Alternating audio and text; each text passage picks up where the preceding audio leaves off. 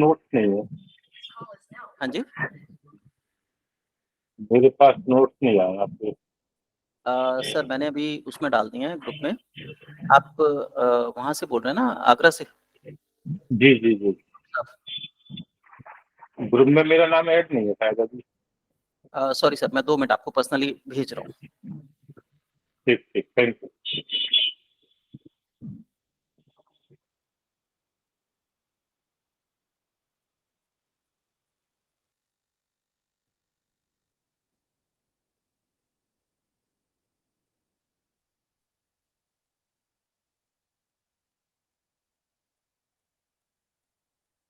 देखिए आ गए।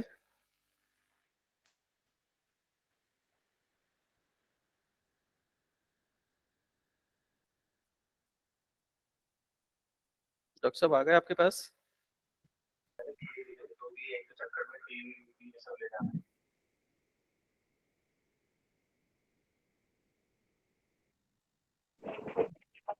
हेलो। हाँ जी, आ गए आपके पास? हाँ जी, आ गए सर। चलिए क्लास शुरू करते हैं। सबसे पहली चीज, ज्योतिष विद्या से हम लोग क्या समझते हैं? ज्योतिष विद्या जो है, ये हमारे जन्म से लेके अंत समय तक जो भी हमारी लाइफ में घटना घटनी है या होना है, आप ये कह सकते हैं कि ये उसकी कोडिंग है। ईश्वर ने ये कोडिंग करी है। अगर हम उस कोड को ब्रेक कर लें तो हम अपने बारे में बहुत कुछ जान सकते हैं। सर वॉल्यूम थोड़ा लो है। अब ओके।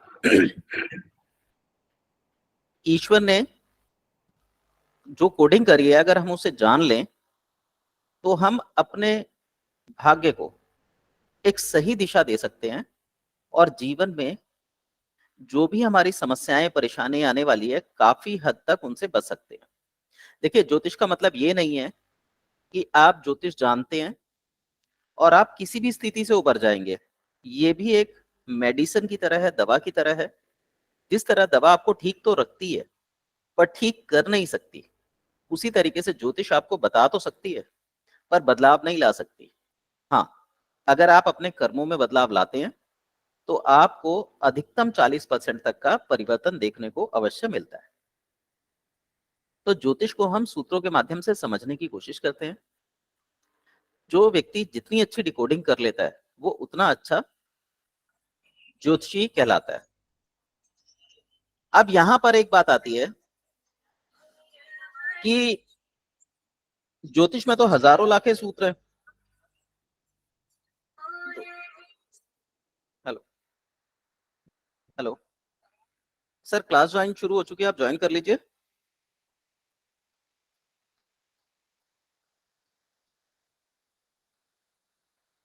ओके, मैं आपको 1 मिनट लिंक सेंड कर रहा हूँ, आप लिंक को ज्वाइन कर लीजिएगा।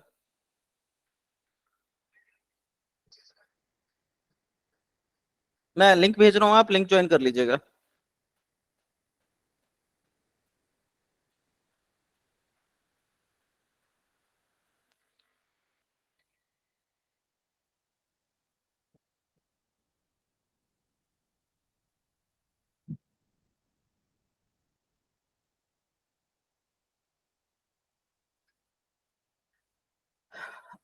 ठीक है। अ, अब यहां पे बात आती है कि ज्योतिष तो हमने जान लिया क्या चीज है, और ज्योतिष में हजारों लाखों सूत्र आते हैं। तो हम कितने सूत्र याद कर सकते हैं?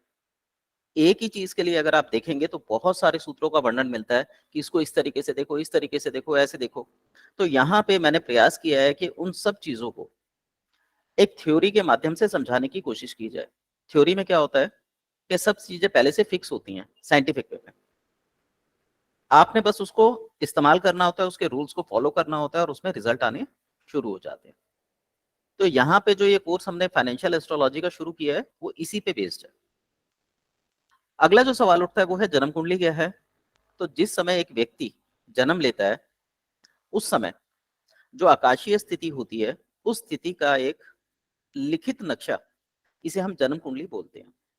या जो भी जन्म कुंडली बनाते हैं, चाहे वो सॉफ्टवेयर से बने पंडित जी बनाए या कैसे भी, तो उस समय आकाश में जो ग्रहों की स्थिति होती है उसी को जन्म कुंडली में उकेरा जाता है। जन्म कुंडली यहाँ पे लिख लीजिए आप। जन्म कुंडली में हम दो चीजें देखेंगे, एक बर्थ चार्ट, जब हमने जन्म लिया था उस समय की जो आकाशीय स्थिति थी उसको लेंगे, और दूसरी गोचर, इस समय जो घटना घट रही है, जो आकाशीय स्थिति है, इसको हम कैलकुलेट करेंगे। तो हमारा जितना भी कैलकुलेशन है वो इन्हीं दोनों चीजों पे डिपेंड रहता है। नंबर एक बर्थ चार्ट, इसे D1 चार्ट, जन्म कुंडली, नेटल चार्ट, इन नामों से पुकारा जाता है। और नंबर दो गोचर या ट्रांजिट। आगे है कि क्या यह संभव है कि किसी व्यक्ति के भाग्य को जन्म कुंडली के माध्यम से जाना जा सके। जैसा मैंने बताया कि जन्म कुंडली एक व्यक्ति का, आप ये कह सकते हैं कि उसके व्यक्तित्व का आईना है। तो साधारण सी बात है कि अगर हम उस चीज को डिकोड करने की क्षमता रखते हैं, हम उसे पढ़ सकते हैं, तो हम बिल्कुल किसी भी व्यक्ति के भाग्य को जान सकते हैं।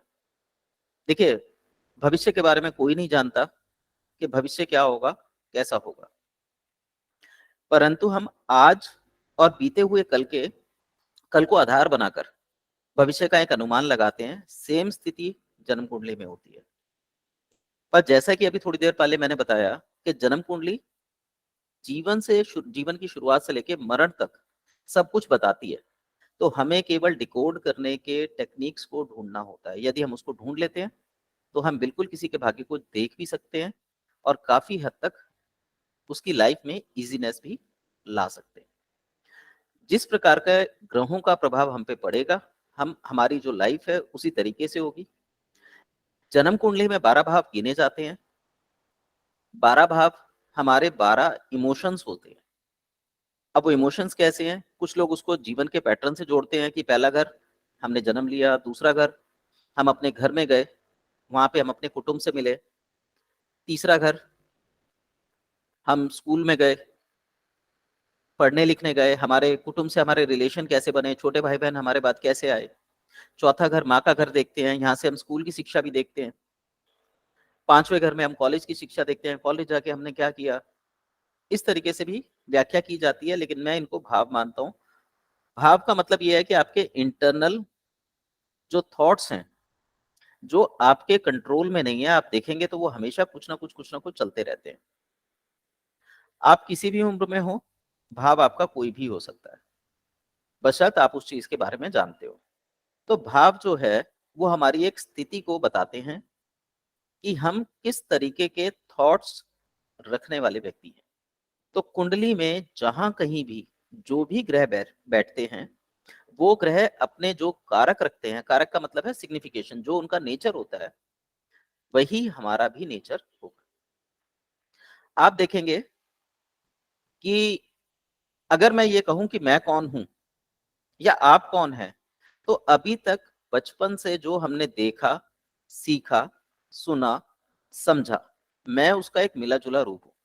इसी तरीके से आप कौन है, तो आपको भी जो संस्कार मिले, जो भी आपने देख के लिए, सुन के लिए, महसूस करके लिए, आपको बताए गए, आज आप जो कुछ भी हैं उसका एक ढेर मात्रा है, उसकी फुलफिलमेंट है।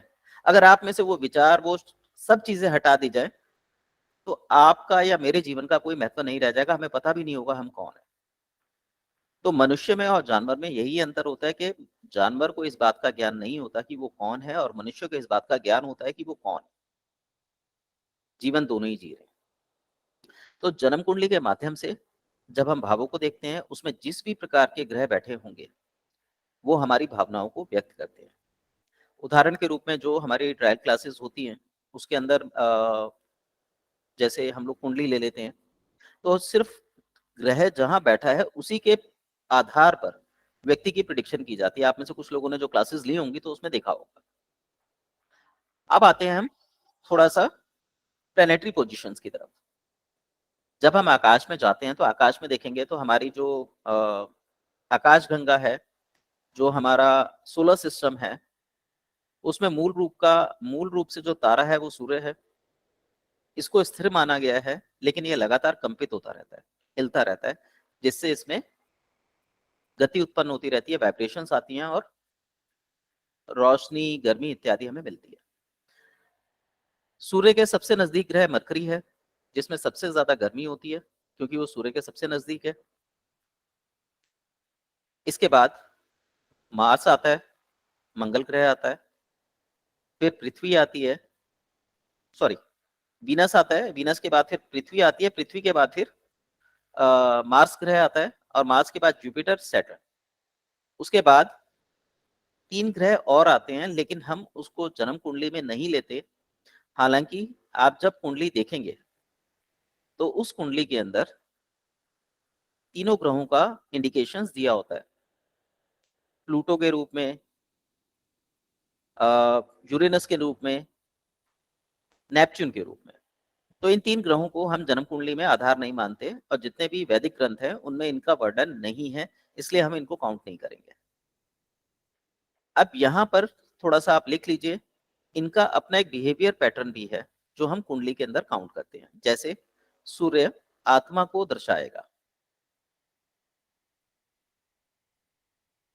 बुध सबकी नकल करेगा, इसे बच्चे का स्वरूप माना गया है, तो ये लिख लीजिए, बच्चा है, नकल करता है। वीनस लग्जरी या विलासिता का ग्रह है।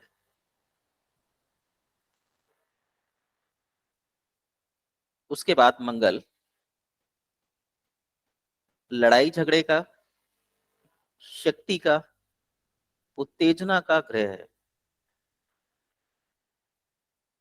बृहस्पति ज्ञान का प्रतीक है, जिस घर में बैठेगा उस घर को खराब करने का कार्य करेगा,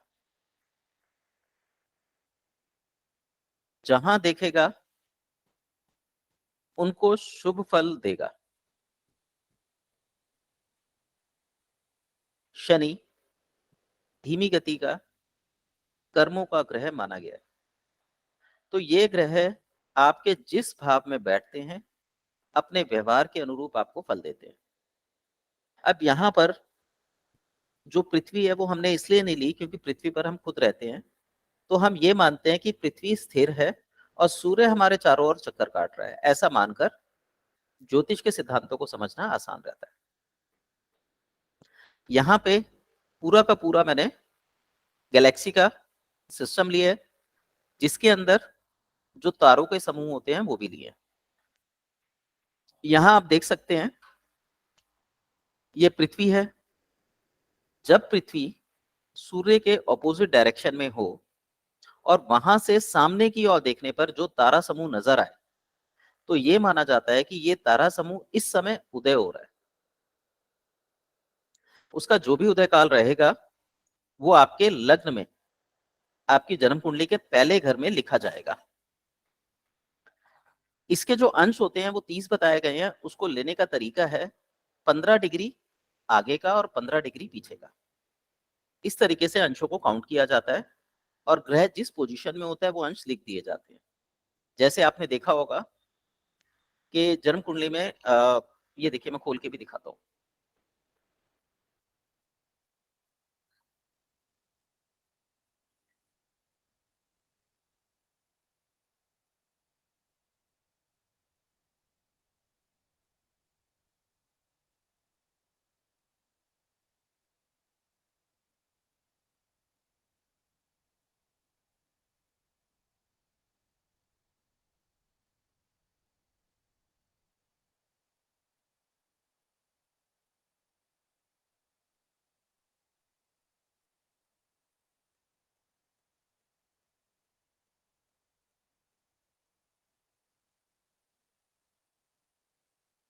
जन्म कुंडली नजर आ रही है आप लोगों को अब?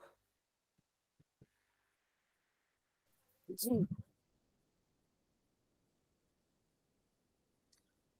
देखिए,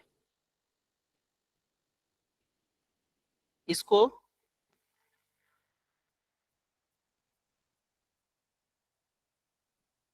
लग्न चार्ट, जन्म कुंडली यहाँ पे जो लग्न चक्र लिखा है नेटल चार्ट ये कहा जाता है।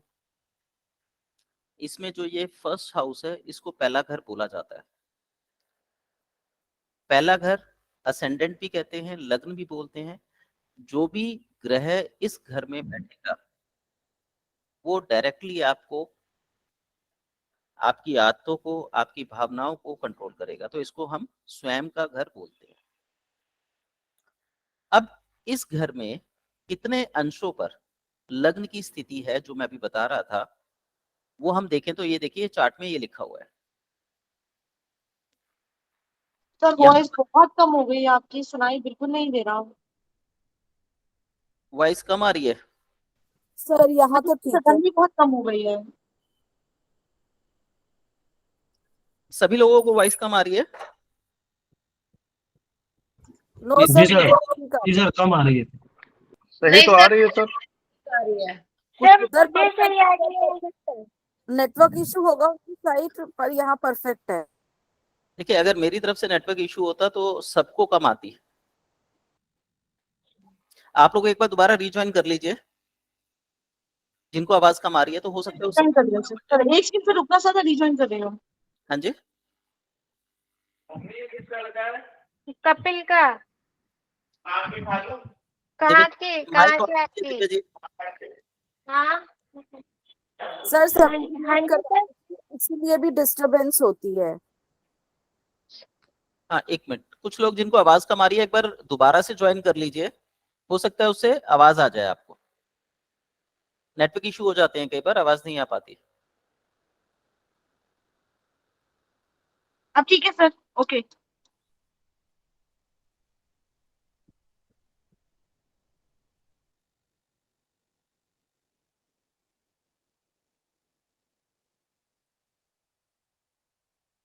अब यहाँ पर आप देखेंगे ये हमारा लग्न है और यहाँ पर लग्न की जो स्थिति है वो लिखी हुई है मिथुन राशि है। 7 अंशों 53 मिनट और 7 सेकंड पर इस लग्न की स्थिति बनी हुई है। तो ये चीज हम यहां से देख सकते हैं। अब ये जो लग्न है 7 अंश, तो इसका मतलब ये हुआ कि यहां पर सूरज जो लग्न की स्थिति है वो 7 अंशों तक क्रॉस हो चुकी है। अब मैंने आपको ये बताया था 15 अंश आगे और 15 अंश पीछे का इफेक्ट हमारी लाइफ पे पड़ता है। तो अगर यहाँ पे 7 अंश चले हैं तीसरे घर में, सॉरी तीसरी राशि में पहले घर में, तो बाकी के 7 अंश 8 अंश जो हैं वो दूसरी राशि में भी रहे होंगे। इसका मतलब इस समय जो स्थिति रही होगी ग्रह की, लग्न की, वो लगभग लाइन के पास रही होगी, मतलब 50-50 रही होगी। लेकिन जब हम बात करेंगे लग्न की तो हम ये बोलेंगे कि ये व्यक्ति मिथुन लग्न का है। पर जब हम इफेक्ट को काउंट करते हैं कि उसके ऊपर कौन से इफेक्ट आएंगे, तो इन दोनों हाउसेस के मिले जुले इफेक्ट उस व्यक्ति को मिलेंगे। इसी से नेचर निर्धारित होता है कि व्यक्ति कहते हैं भाई लग्न तो ये है और हमारी जो आदतें हैं वो पीछे वाले या अगले हाउसेस से मिलती हैं, तो उसका रीजन ये रहता है। ठीक है, इस तरीके से हम ये जान सकते हैं कि ये चीज क्या है।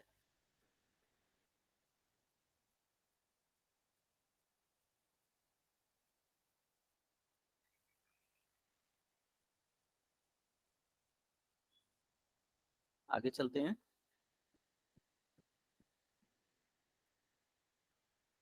अब यहाँ पर जन्म कुंडली बनाने के तरीके के बारे में बात की हुई है। ये कई तरीके से बनाई जाती है। इसमें ये जो आप पहली देख रहे हैं ये वैदिक कुंडली है। आप लोगों के पास जो भी कुंडली होगी वो इसी से मैच करती हुई होगी। यहाँ पे जैसे 7 नंबर लिखा है, हो सकता है किसी में 2 लिखा हो, किसी में 3 लिखा हो, किसी में 5 हो, किसी में 10 हो।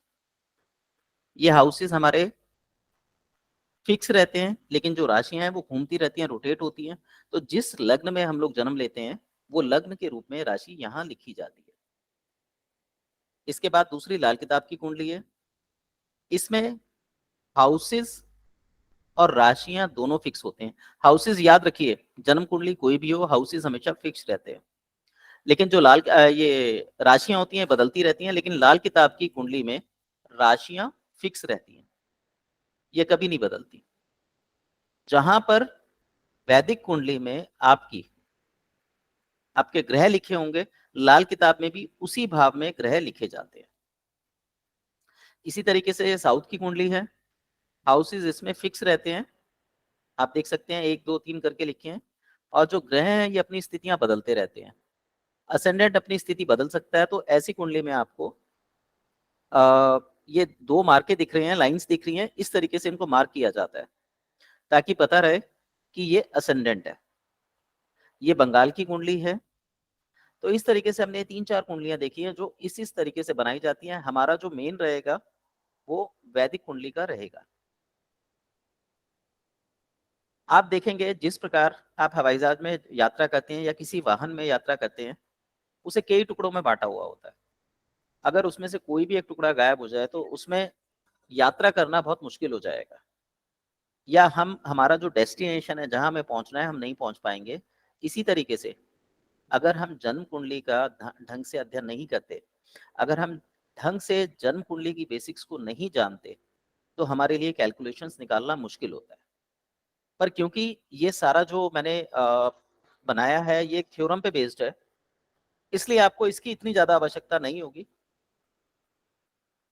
कि आप सारी चीजें जानें। लेकिन अगर आप इसको जानेंगे तो आपके लिए अच्छा रहेगा, प्रैक्टिस अच्छी रहेगी। अब हम आते हैं कुंडली के ऊपर। कुंडली में आप देखेंगे यहाँ पे लिखा है प्रथम भाव, लग्न भाव, तन भाव। इसको भाव, जमीन, घर, कस्ब, ये सब कहा जाता है। दोबारा रिपीट कर रहा हूं, हाउस, घर, भाव, कस्ब, इन नामों से इसको पुकारा जाता है। ये हमेशा पहला घर कहलाएगा।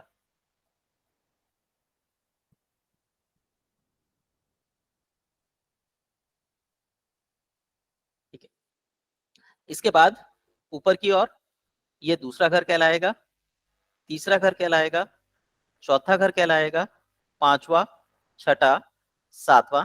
इस तरीके से 12 घरों की गिनती होती है। टोटल 12 घर होते हैं। घर कभी हिलते नहीं है, ये अपने स्थान पर फिक्स रहते हैं। इसको आप ये कह सकते हैं कि ये जमीन है जिसके ऊपर सारी चीजें होनी है। अगर हम ये मान के चलें कि जिंदगी एक नाटक है, तो आप ये कह सकते हैं कि घर जो है वो उस नाटक की स्टेज है।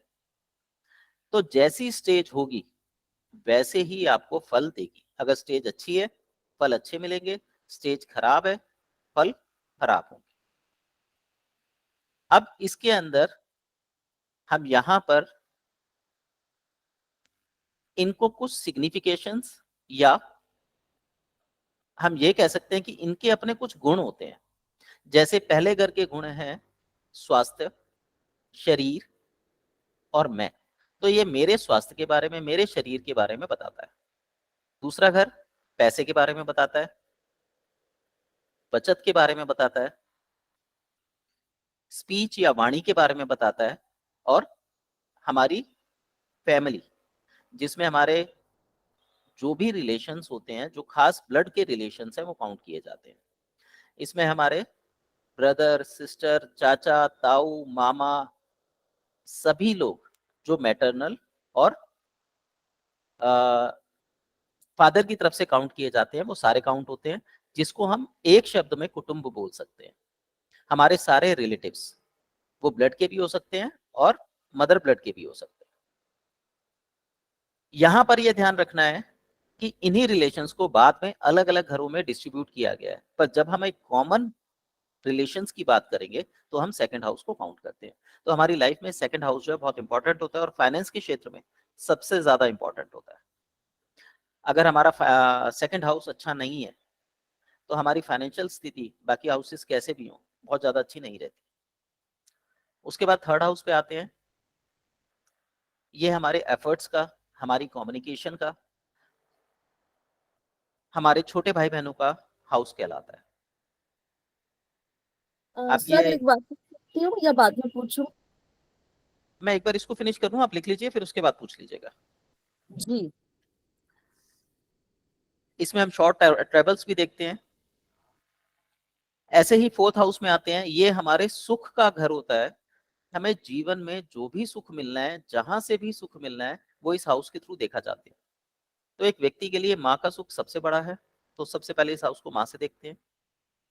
उसके बाद उसको दूसरा सुख मिलता है अपने घर के वातावरण से। अगर घर में वो सुखी वातावरण में है तो उसे सुख मिलेगा, अगर सुखी वातावरण में नहीं है तो ये दुख का कारण बन जाएगा।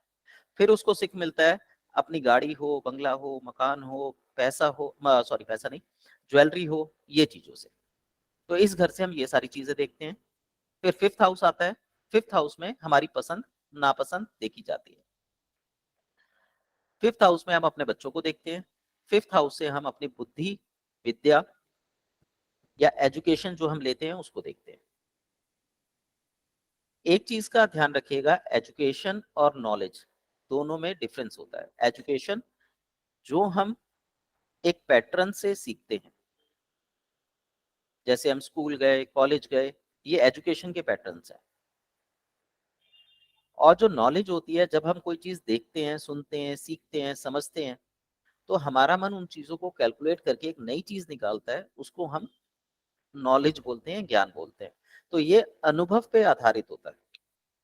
तो ये जो घर है, ये नॉलेज का घर है, सॉरी ये उसका घर है, विद्या का घर है, नॉलेज का घर नहीं है। इससे हम अपने विचारों को भी देख सकते हैं। उसके बाद आते हैं छठा घर। छठा घर में हम ऋण, रोग और शत्रु देखते हैं। हमारी लाइफ में ऋण देना हो या लेना हो, दोनों ही चीजें हम इसी हाउस से देखेंगे। तो हमारी बीमारी भी हम इससे देखते हैं, क्योंकि इसमें डिसीज आती है। ऐसे ही इसके अंदर आप जॉब या सर्विस भी देख सकते हैं। उसके बाद सातवां हाउस आता है। ये हमारे स्पाउस का हाउस कहलाता है। इसको सिंगल शब्द में बोले तो पार्टनर का हाउस होता है। लाइफ में आप जो भी चीजें डुअलिटी में करते हैं, दो हिस्सों में जाके करते हैं, वो सेवंथ हाउस से देखी जाती है। जैसे आप किसी को अपना बिजनेस पार्टनर बनाए, लाइफ पार्टनर बनाए, तो इस हाउस से देखेंगे। अब जब आप बिजनेस पार्टनर बनाने की बात कर रहे हैं, तो इस हाउस से हम बिजनेस भी देखते हैं। और जो लोग बिजनेस करते हैं वो अच्छे से जानते हैं कि बिजनेस और वो खुद व्यक्ति दोनों अलग एंटाइटी होते हैं। इसलिए हम इस हाउस से बिजनेस को देख सकते हैं। ऐसे ही हमारा जो सोशल स्टेटस है, वो हमारा रुतबा, हमारी प्रतिष्ठा, वो भी हम सेवंथ हाउस से कैलकुलेट करते हैं। फिर आते हैं हम एथ हाउस पे। एथ हाउस पे, एथ हाउस जो है, ये हमारे जीवन को पीड़ा देने का काम करता है। ये हमारे जीवन की सबसे बड़ी पीड़ा है, जो हमसे छुपी रहती है, अचानक से आती है। तो जितनी भी चीजें हमें लाइफ में अचानक से मिलेंगी, जिनके लिए हमें प्रयास ना करना पड़े, वो सारी की सारी चीजें एथ हाउस से कनेक्टेड होती हैं। जैसे ऑकल्ट साइंस, एस्ट्रोलॉजी, बिना कमाया हुआ पैसा, इसमें चोरी का पैसा, डकैती, लॉटरी लगना, सट्टा खेलना, ये सारी चीजें आ जाती हैं। अचानक से आया हुआ दुख दर्द, दहेज, ये सारी चीजें हम एथ हाउस से देखते हैं। फिर आते हैं हम नाइन्थ हाउस पे। ये हमारे धर्म का, धर्म का मतलब ये है कि जो हमारे डीएनए में पहले से स्टोर है, उससे इसको देखा जाता है। आप किसी भी कम्युनिटी से बिलोंग करते हैं, धर्म का मतलब ये लिया जाएगा कि आपके एंसेस्टर्स का आपको किस प्रकार का आशीर्वाद प्राप्त है, या आपको उनसे लाभ मिल रहा है या हानि मिल रही है, वो नाइन्थ हाउस से देखा जाता है। ऐसे ही नाइन्थ हाउस से फादर देखे जाते हैं, लंबी दूरी की यात्राएं देखी जाती हैं, भाग्य देखा जाता है।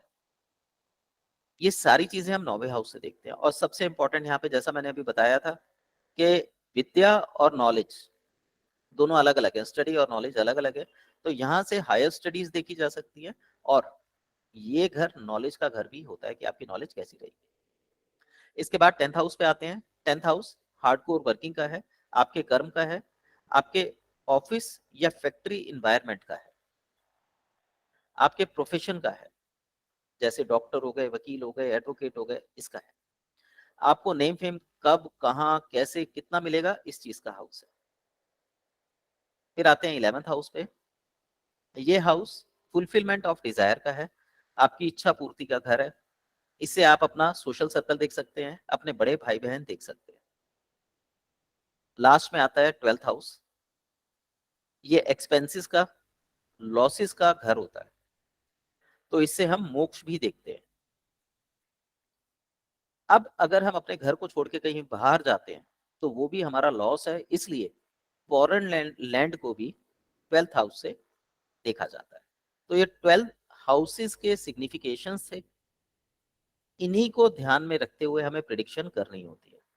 यहाँ एक चीज और ध्यान रखिएगा और इसको लिख भी लीजिए, 6, 8, 12, 6th house, 8th house, 12th house परेशानी देने के कारण बनते हैं, ये हमारी लाइफ में चैलेंजेस लाते हैं। क्लियर? अब यदि किसी को कुछ पूछना हो तो पूछ लीजिए। जी सर आपने कहा ना कि ये हाउस अच्छा होता है, अब हमें कैसे पता चलेगा ये अच्छा क्या है और क्या वो, मतलब हमें ऐसे क्या पता कि जो आपने कही थी ना कि वो अच्छा है, वो हाउस अच्छा है, अच्छा माने मुझे नहीं समझ आई ये बात। अच्छा, देखिए ये सिग्निफिकेशन समझ आई। जैसे फर्स्ट हाउस है, यहाँ पे हेल्थ और बॉडी लिखा हुआ है, शरीर और स्वास्थ्य। जी वो सारे चल तो समझ आ गए, लेकिन हम कैसे उसको कैसे पता चलेगा कि व्हाट इज अच्छा, मतलब कैसे डिफाइन कर सकते हैं उस चीज को? मैं बता रहा हूँ, यहाँ पे जो भी सिग्निफिकेशंस लिखे हैं ये आपकी लाइफ में 50% अच्छे और 50% बुरे रिजल्ट देंगे। क्लियर? Rohini okay, clear? या जी जैसे इस पे प्लेनेटरी इफेक्ट्स होंगे, अगर अच्छे प्लेनेट के इफेक्ट हैं तो अच्छे रिजल्ट देंगे, बुरे प्लेनेट के इफेक्ट हैं तो बुरे देंगे। ओके सर, तो हमें पहले प्लेनेट के बारे में भी पता होना चाहिए ना, कौन सा अच्छा है कौन सा बुरा है। जी ठीक है, लेकिन इसमें 3 हाउसेस खराब माने गए हैं जो हमारे लिए चैलेंजेस देने का काम करते हैं, वो हैं 6, 8, 12। क्लियर? जी सर। अब यहाँ पे हम ये कह सकते हैं 6, 8, 12 अगर चैलेंजेस देते हैं तो एक तरह से खराब घर है, बाकी सब अच्छे घर है, कह सकते हैं। ओके बस यही लैंग्वेज चलती है जो हमें कंफ्यूज करती है।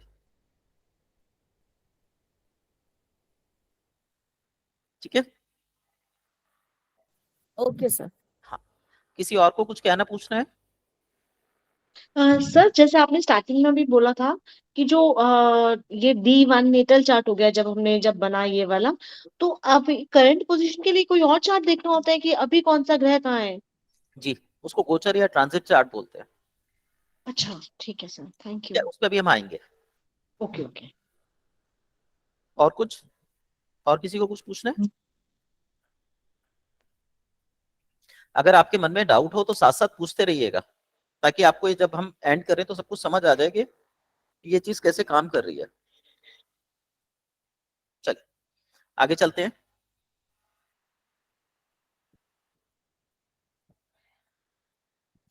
ये टॉपिक है मुहूर्त का, यहां से हम कैलकुलेशन शुरू करेंगे, इसको मैं फिलहाल छोड़ रहा हूं, आगे चलते हैं।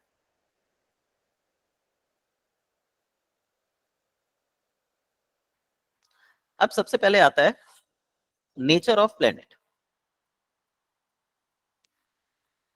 प्लैनेट्स का नेचर कैसा होता है? तो प्लैनेट्स के 4 प्रकार के नेचर होते हैं। Number 1 benefic, number 2 malefic, number 3 cruel और नंबर 4 न्यूट्रल। जो बेनिफिक प्लैनेट हैं वो हमारी लाइफ में बेनिफिट्स देने का काम करते हैं, हमारी लाइफ को इजी गोइंग बना देते हैं। जो चीज हम सोचते हैं चाहते हैं वो आसानी से हमें मिल जाती है। जैसे आपने देखा होगा कोई बच्चा किसी अमीर घर में जन्म ले लेता है, तो कोई बच्चा किसी गरीब घर में जन्म लेता है, तो उसके ऊपर हम ये मानते हैं जिसने अमीर घर में जन्म लिया वो बेनिफिक प्लैनेट्स की दृष्टि में या उनकी पहुंच में था, जबकि जिसने गरीब घर में जन्म लिया वो मेलेफिक प्लैनेट की पहुंच में था। बाकी उसके रिजल्ट क्या आएंगे वो फ्यूचर में देखा जाएगा, पर प्रेजेंट में ये देखा जा सकता है कि उसे क्या मिला। तो जब हम कोई कुंडली लेते हैं, जैसे आप देख सकते हैं यहाँ पे कुंडली बनी हुई है, चंद्र केतु बैठे हुए हैं, मंगल राहु बैठे हुए हैं, बुध शनि 9वें घर में बैठे हुए हैं, सूर्य 8वें घर में है और गुरु 7वें घर में। ये बताइए आपको घरों का कॉन्सेप्ट तो समझ आया? First, second, third, fourth, fifth, सब लोग क्लियर है? क्योंकि जब तक आपको हाउस क्लियर नहीं होंगे जी आप सर। कैलकुलेट नहीं कर पाएंगे। अगर किसी को नहीं समझ आया तो पूछ लीजिए। Yes yes sir. ओके, तो बेनिफिक प्लैनेट हमारी लाइफ को इजी गोइंग करते हैं, जबकि मेलेफिक प्लैनेट हमारी लाइफ में चैलेंजेस लाने का काम करते हैं। जितना ज्यादा हमारे हाउस पे बेनिफिक प्लैनेट का इन्फ्लुएंस होगा, उतना हमारी लाइफ इजी होगी। जितना ज्यादा हमारे हाउस पे मेलेफिक प्लैनेट का इन्फ्लुएंस होगा, उतनी ज्यादा हमारे लाइफ में चैलेंजेस होंगे। अब इन्फ्लुएंस क्या होता है? इन्फ्लुएंस मतलब होता है कि उसका प्रभाव क्या होगा। तो प्रभाव को हम दो तरीके से कैलकुलेट करते हैं। नंबर एक, प्लैनेटरी पोजीशन, और नंबर दो, एस्पेक्ट। प्लैनेटरी पोजीशन यहां आप देख सकते हैं, जैसे चंद्रमा यहां बैठा हुआ है, केतु यहां बैठा हुआ है, मंगल राहु 10वें घर में बैठे हुए हैं, इसको हम बोलते हैं प्लैनेटरी पोजीशंस। जब इस जातक का जन्म हुआ तो इस समय पर मीन राशि में 12 नंबर के राशि में चंद्रमा और केतु बैठे हुए थे। वहीं 6 नंबर की राशि में मंगल और राहु बैठे हुए थे। इसी तरीके से 5 नंबर की राशि में, हम राशियों पे बात नहीं करेंगे, वो टॉपिक हम बाद में कवर कर लेंगे। 5 नंबर की राशि में बुध, शनि, शुक्र बैठे हुए हैं। 4 नंबर की राशि में सूर्य बैठा हुआ है और 3 नंबर की राशि में गुरु बैठा हुआ है। तो ये जो प्लेसमेंट्स हैं, इन प्लेसमेंट्स को जो बैठी हुई हैं, इसको हम प्लेसमेंट के रूप में या स्थान के रूप में काउंट करते हैं। जिस भाव में ये बैठेंगी, अपना पूरा प्रभाव उस भाव में रखेंगी। यहाँ पे आप ये भी कह सकते हैं कि जैसे हमने ये स्टेज का निर्धारण किया था, तो स्टेज पे जो चंद्रमा, केतु या ग्रह आके बैठे हैं, इनको हम आर्टिस्ट बोल सकते हैं। ये इस स्थान पर आके अपना खेल दिखाएंगे, अपना तमाशा दिखाएंगे। किस रूप में दिखाएंगे, किस तरीके का दिखाएंगे, उसको हम बोलते हैं उनका ड्रेस कोड। तो ये जो नंबर्स लिखे हुए हैं 9, 10, 11, 12 राशियों के, ये इनके ड्रेस कोड्स कहलाते हैं। ये जमीन हो गई, राशि उनका ड्रेस कोड हो गया, और ग्रह तमाशा दिखाने वाले हो गए। तो ग्रह जिस घर में बैठते हैं वहां पे तमाशा दिखाते हैं। अगर अच्छे ग्रह हैं तो अच्छा तमाशा दिखाएंगे, बुरे ग्रह हैं तो बुरा तमाशा दिखाएंगे। ऐसे ही मेलेफिक और बेनिफिक के बाद आते हैं क्रूअल प्लैनेट। क्रूअल प्लैनेट आपकी लाइफ में देगा सब कुछ, परंतु परेशान करके, परेशानियां लाकर। तो ये आपको आसानी से कुछ नहीं देते, थोड़ा सा मेहनत करवा के देते हैं। इसमें हम देख सकते हैं पिता के रूप में, इसे हम पिता के रूप में देख सकते हैं। जिस प्रकार पिता हमारा बिना बुरा चाहे हमें डांटते भी हैं, मारते भी हैं, क्योंकि वो हमारा भला चाहते हैं, पर वो बात हमें नहीं बता पाते। इसी तरीके से क्रूअल प्लैनेट जो है, वो आपको थोड़ा सा परेशान करके, परेशानियों में लाकर आपको आपकी मनोवांछित इच्छाओं की पूर्ति करवा देता है। एग्जाम्पल ले लेते हैं एक। आप अपना घर बना रहे हैं, सब कुछ फिक्स हो चुका है, लेबर आ रही है और आते हुए रास्ते में लेबर का एक्सीडेंट हो जाता है, या कोई मिस हैपनिंग हो जाती है, या लेबर का उस दिन तबीयत खराब हो जाती है, या लेबर किसी और काम पे चले जाती है, तो उस केस में आपका घर का जो काम है वो रुक जाएगा। पर अगर उस दिन आपके ऊपर क्रूअल प्लैनेट की दृष्टि हो, तो एक काम अगर आपका रुका है, तो वहीं आप थोड़ा सा कोशिश करके उस काम को पूरा कर सकते हैं। आप दूसरी तरफ से लेबर को बुलाते हैं और वो लेबर आके आपका काम निपटा देती है। काम अपने समय से या समय से थोड़ा सा एक्स्ट्रा टाइम लेके पूरा हो जाता है, पर पूरा हो जाता है। तो ये नेचर क्रूअल प्लैनेट का होता है। इसके बाद आता है न्यूट्रल प्लैनेट। न्यूट्रल प्लैनेट का अपना कोई इफेक्ट नहीं होता, ये जिसके साथ बैठेगा उसी के जैसा बन जाएगा। अगर ये बेनिफिक प्लैनेट के साथ है तो बेनिफिक जैसा बन जाएगा, मेलेफिक के साथ है तो मेलेफिक जैसा बन जाएगा, क्रूअल के साथ बैठेगा तो क्रूअल बन जाएगा। तो यहां पर नीचे आप देख सकते हैं कि मैंने इसको ग्रहों को इसमें बांटा है।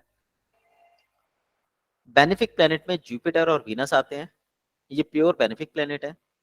इसके बाद फुल मून आता है। फुल मून का मतलब होता है शुक्ल पक्ष का चंद्रमा। और फिर मरकरी आता है, क्योंकि बेनिफिक प्लेनेट है तो मरकरी इसके अंदर काउंट कर लिया जाता है। यदि मरकरी कुंडली के अंदर अकेला बैठता है तो उस केस में मरकरी को अच्छा प्लेनेट माना जाता है कि वो अपने पूरे रूप में अपने रिजल्ट दिखा पाएगा। अभी हमने प्लेनेटरी पोजीशंस में जाना था कि मरकरी सूरज के सबसे पास है, तो आपको अपनी जन्म कुंडली में मरकरी सूर्य के बिल्कुल आसपास नजर आएगा। देखिए यहाँ पे भी आप देख सकते हैं, ये सूर्य बैठा हुआ है और बुध इससे आगे है, या फिर बुध इसके पीछे हो सकता है या बुध इसके साथ हो सकता है, लेकिन इन 3 घरों को छोड़ के बुध कहीं नहीं जाता। ऐसे ही शुक्र भी, क्योंकि ये भी सूर्य के सबसे पास है, तो ये एक आध घर और आगे पीछे जा सकता है, उससे ज्यादा दूर नहीं जाएगा। तो ये चीज शो करती है कि हमारी जो जन्म कुंडली की विद्या है ये पूरी तरह से साइंटिफिक है। आप अपनी कुंडली में भी इन चीजों को देख सकते हैं कि सूर्य, बुध, शुक्र ये लगभग आसपास के ग्रह होते हैं। अब यहाँ पर मेलेफिक प्लेनेट में हम वैक्सिंग मून को लेते हैं। वैक्सिंग मून कृष्ण पक्ष का चंद्रमा, उसके बाद मार्स, मंगल को हमने लिया, सैटर्न शनि को लिया, राहु और केतु ये 2 छाया ग्रह होते हैं, इनको लेते हैं। और क्रूअल प्लेनेट के अंदर हम लोग सन को काउंट करते हैं, केवल सन को। तो जन्म कुंडली में हम सन से पिता को देख सकते हैं कि हमारे पिता की स्थिति कैसी है, ये हम सूर्य से अनुमान लगा सकते हैं। मरकरी जो है वो न्यूट्रल प्लेनेट है, तो जैसा इसके बारे में बताया है कि ये बेनिफिक भी है, मेलेफिक भी है, क्रूअल भी है। जिसके साथ बैठेगा वैसा रिजल्ट देगा। यहां तक का कॉन्सेप्ट क्लियर है? जी सर। किसी को कुछ नई चीज समझ आई हो तो पूछ सकते क्लियर है सर। क्लियर है, ओके। अब यहाँ पे हम मून का अंदाजा कैसे लगाएं कि मून फुल मून है या वैक्स मून है, कृष्ण पक्ष का चंद्रमा है या शुक्ल पक्ष का चंद्रमा है। तो इसको जांचने के 2 सूत्र होते हैं। पहला सूत्र लिखिए, जन्म कुंडली में यदि चंद्रमा पहले आए और सूर्य उसके बाद के भावों में आए तो चंद्रमा कृष्ण पक्ष का मानेंगे।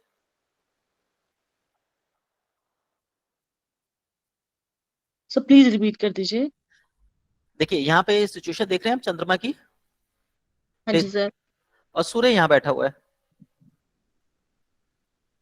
जी बैठा। सर। तो पहले चंद्रमा आया, पहले सूर्य आया? पहले चंद्रमा आया। लग्न से काउंट करेंगे, 1 2 3 4 5 7 8। तो इसका मतलब ये हुआ कि चंद्रमा जो है कृष्ण पक्ष का चंद्रमा है। अच्छा ठीक है सर। ठीक है, अगर ये सूर्य चंद्रमा से पहले चला जाता हाँ।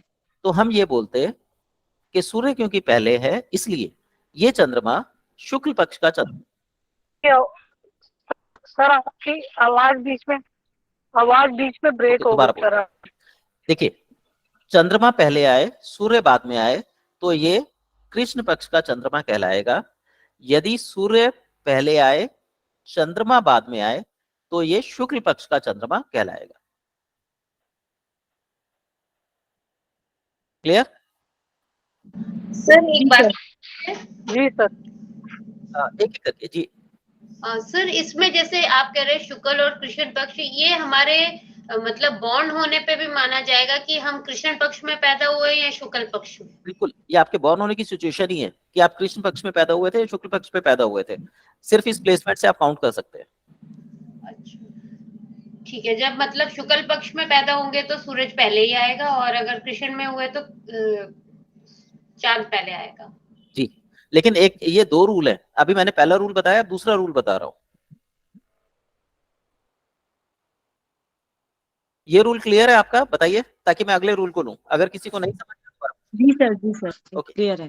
अब दूसरा रूल क्या कहता है, जिस घर में जिस भाव में सूर्य बैठा हुआ है वहां से 7 भावों के अंदर, अगले 7 भावों के अंदर, अगले नहीं सॉरी, जिस घर में सूर्य बैठा है उस घर से 7 भाव गिरने तक यदि चंद्रमा आ जाए तो वो शुक्ल पक्ष का है, यदि उसके बाहर निकल जाए तो वो कृष्ण पक्ष का है।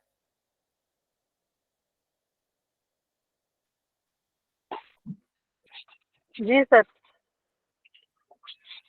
देखिए यहाँ पे एक है सूर्य पहले आया, चंद्रमा बाद में आया, शुक्ल पक्ष का काउंट करा हमने। हाँ जी, हम यहाँ पे ये बोलेंगे कि ये शुक्ल पक्ष का चंद्रमा है क्योंकि सूर्य पहले आ गया, चंद्रमा बाद में आया। ये फर्स्ट रूल है, लेकिन हमने इसका भी ध्यान रखना है। जो सेकंड रूल कहता है वो कहता है 1 2 3 4 5 6 7, 7 की काउंटिंग यहाँ तक पूरी होती है और चंद्रमा 8th हाउस में आता है। इसका मतलब ये हुआ कि ये चंद्रमा कृष्ण पक्ष का चंद्रमा कहलाएगा। क्लियर? ये 2 रूल है। नहीं सर, ये क्लियर नहीं हुआ। मतलब अभी पहले हमने देखा तो हमें लगा कि ये शुक्ल पक्ष का चंद्रमा है, लेकिन क्योंकि ये 7 हाउसेस के बाद बैठा हुआ है इसलिए हम बोलेंगे कि ये जी कृष्ण पक्ष का है। जी ओके ओके। हाँ, लेकिन अब पहले हमने जो काउंटिंग करी थी वो लग्न से करी थी। अब जो हम काउंटिंग करेंगे जिस हाउस में सूर्य प्लेस होगा उससे आगे से देखेंगे। नहीं, क्या मतलब? जैसे सूर्य यहाँ पे प्लेस है ना, हाँ तो हमारी काउंटिंग अब यहाँ से शुरू होगी। 1 हाँ जी, ठीक है। हाँ, 4 ये 5। तो समझ में आ गया। ठीक है, 7 8th हाउस में बैठा है वो समझ में आ रहा है, सूर्य से 8वें घर में बैठा हुआ है। तो इसका मतलब अगर 7 हाउसेस तो होगा तो वो शुक्ल पक्ष का ही होगा। 8वें में चला गया, जैसे 8 9 10 11 12 में चला गया तो वो कृष्ण पक्ष का हो गया। जी ओके। ठीक है, क्योंकि कई बार प्लेसमेंट ऐसी आ सकती है कि आपका चंद्रमा बैठा हुआ है यहाँ पे और सूर्य बैठा हुआ है यहाँ पे। सॉरी, गलत बना दिया। चंद्रमा बैठा हुआ है यहाँ पे और सूर्य बैठा हुआ है मान लीजिए यहाँ पे। तो हमारा सूर्य पहले आ गया और चंद्रमा बाद में आया, तो हम छूटते ही कह देंगे ये तो शुक्ल पक्ष का है। पर ये शुक्ल पक्ष का तब माना जाएगा जब ये यहाँ से 7th हाउस यानी यहाँ तक काउंट हो, तो नहीं तो ये फिर कृष्ण पक्ष में काउंट किया जाएगा। क्लियर? पारुल जी क्लियर है? हाँ जी सर, अब क्लियर है सर। तो इसका हमने देखने के लिए कि वो हमारे लिए बेनिफिक है या मेलिफिक प्लैनेट है, इसके लिए होगा ना? जी जी जी, इसीलिए देखते हैं। यहाँ तक जो बताया है वो चैप्टर क्लियर है। जी सर, आप अपने क्लियर है। अपने मून देख सकते हैं कि मेलिफिक है बेनिफिक है।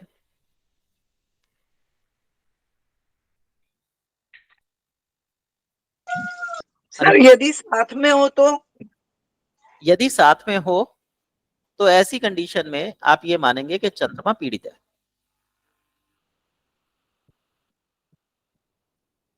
साथ सर में ये हो आप कह रहे हैं, मतलब सूर्य और चंद्रमा इकट्ठे बैठे हो, इसका मतलब? देखिए, अगर सूर्य की रोशनी होती है, हाँ जी अगर सूर्य अपनी रोशनी में है तो चंद्रमा इसमें छुप जाएगा। जी जी जी। तो चंद्रमा यहाँ पे कैसे इफेक्ट रखेगा, अच्छे या नहीं, बुरे? मेरा मतलब था कि साथ में पूछ रहे हैं वो या 7th हाउस पूछ रहे हैं, इसलिए मैंने नहीं, पूछा। साथ में, साथ में। Okay okay. ठीक है, तो इसको जो है हम अमावस का चंद्रमा बोलते हैं, और यदि सूर्य और चंद्रमा आमने सामने आ जाए तो इसे पूर्णिमा का चंद्रमा बोलेंगे। हाँ सर, ये तो मून की पोजीशन के लिए हम जानने के लिए बता देना अभी, तो फिर मेलेफिक और बेनिफिक वाली बात सिर्फ मून के लिए। सिर्फ मून के लिए कि मेलिफिक है बेनिफिक है, इसमें और कोई पोजीशन बनती नहीं है। और मून का नहीं तो आपको फिर गोचर देखना पड़ेगा कि उस समय पर सूर्य पॉजिटिव था या नेगेटिव था, मतलब सूर्य शुक्ल पक्ष का था या कृष्ण पक्ष का था। तो वो इतना पीछे जाके खंगालने से अच्छा है कि हम यहीं पे सूत्रों के माध्यम से समझ लें कि चंद्रमा शुक्ल पक्ष का है या कृष्ण पक्ष का है। तो ये बहुत इजी हो जाता है। कॉन्सेप्ट क्लियर है? जी सर। जी किसी को सर। कोई डाउट तो नहीं है? जो नए लोग हैं, डाउट तो नहीं है कोई? अगर कोई चीज नहीं समझ आए तो पूछ लीजिएगा। अगर आपका बेसिक क्लियर नहीं हुआ तो आपको एडवांस में दिक्कत आएगी। सर अमावस और पूर्णिमा का थोड़ा बता। पूर्णिमा तो समझ आ गया कि चांद और सूरज सामने है तो पूर्णमासी का हो जाएगा। जी, और अगर साथ में बैठ गए हैं तो वो अमावस का हो जाएगा। एक मतलब घर में आ गए। सूरज चांद अगर एक ही घर पे बैठ गए तो अमावस का हो जाएगा। जी, अच्छा, और सामने बैठे हैं तो पूर्णमासी होगी। हाँ जी। ठीक। चलिए, अब आते हैं एस्पेक्ट पे। एस्पेक्ट का मतलब होता है दृष्टि। जिस तरीके से अगर कोई व्यक्ति हम पे लगातार दृष्टि रखे तो हम असहज हो जाते हैं। अगर वो हमारा मित्र है, असहज हम तब भी होंगे पर उससे हमें सुख मिलेगा, खुशी मिलेगी। लेकिन अगर वो हमारा शत्रु है और वो हम पे लगातार दृष्टि बनाए हुए है, तो हमें अनकंफर्टनेस होगी, मुश्किलों का सामना करना पड़ सकता है। इसी तरीके की ग्रहों की दृष्टि होती है, वो जहां बैठते हैं वहां से अन्य जगहों पर अपनी दृष्टि रखते हैं। जैसे मैं यहां पे ले रहा हूं सन को,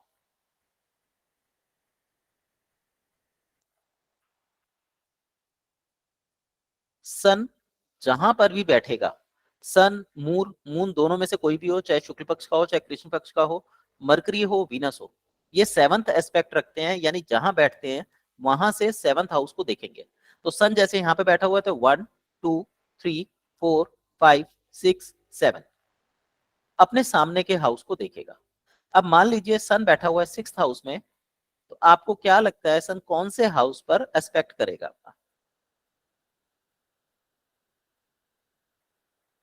बताइए।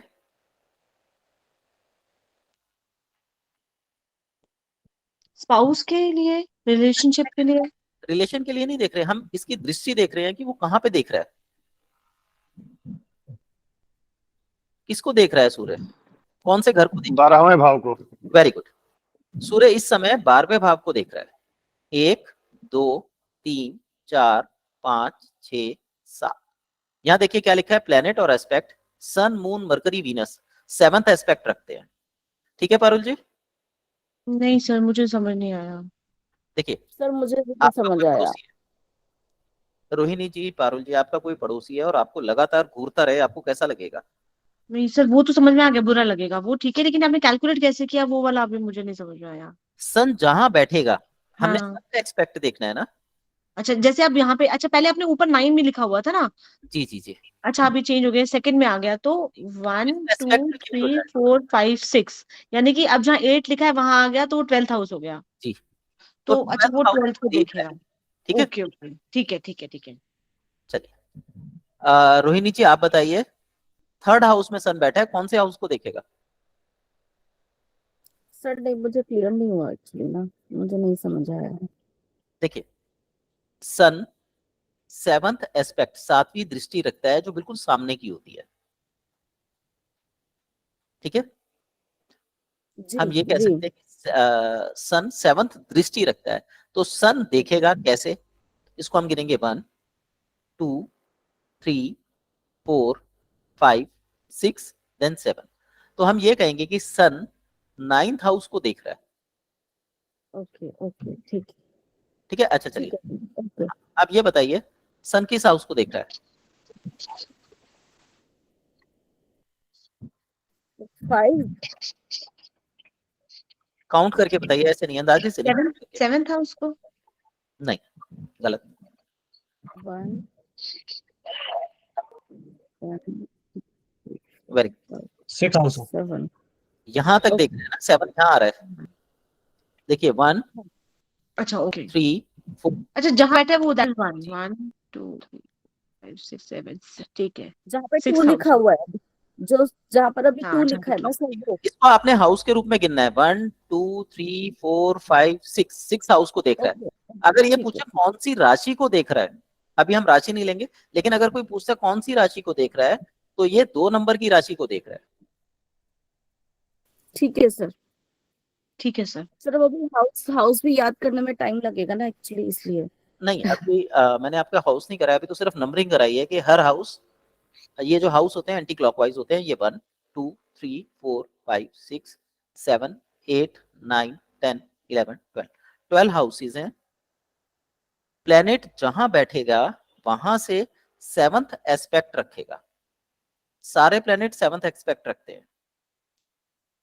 क्लियर? ओके लेकिन सर। आपने मार्स के साथ नहीं लिखा सर 7।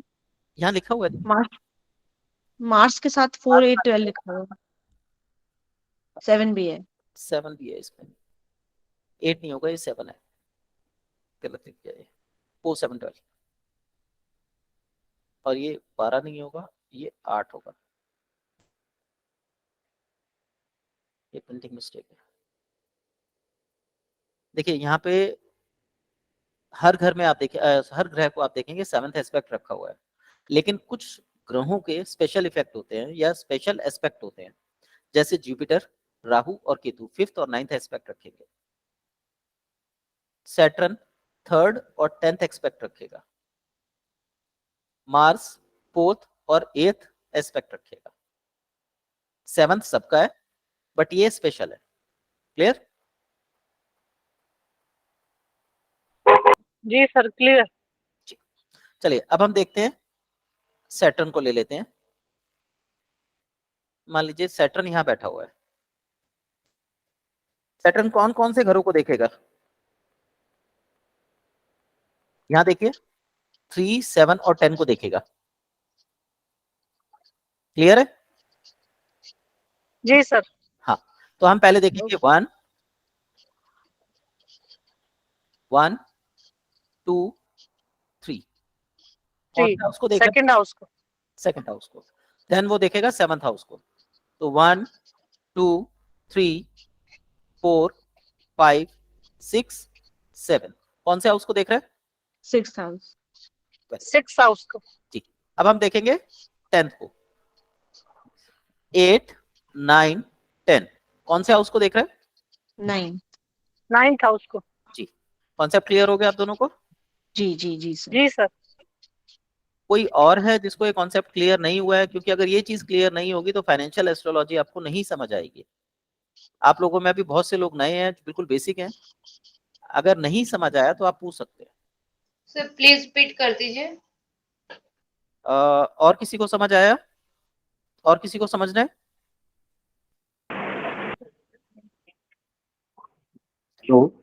हेलो, हाँ जी।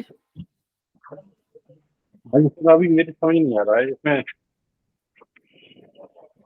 देखिए, सबसे पहले हमने हाउसेस को काउंट किया था कि हाउस ग्रह जो है वो जिस हाउस में बैठते हैं उसको प्लेसमेंट बोलते हैं। वो तो क्लियर था। जैसे यहाँ पे सैटर्न बैठा हुआ है, ये इसकी प्लेसमेंट है।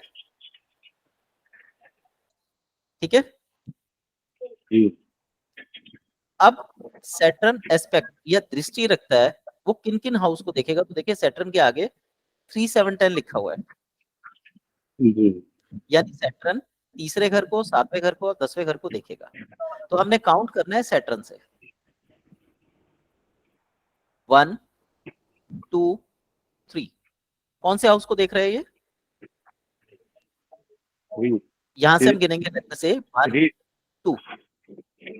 सैटर्न से तो हम काउंट करेंगे एस्पेक्ट की, सेकंड हाउस को देख रहा है, लेकिन लग्न से गिनती काउंट करी जाती है। आप हमेशा गिनती लग्न से काउंट करेंगे। तो ये हाउस कौन सा है? सेकंड है। 1, 2 सेकंड हाउस है। जी। तो सैटर्न सेकंड हाउस को 3rd दृष्टि से देख रहा है। हम ऐसा कह सकते हैं।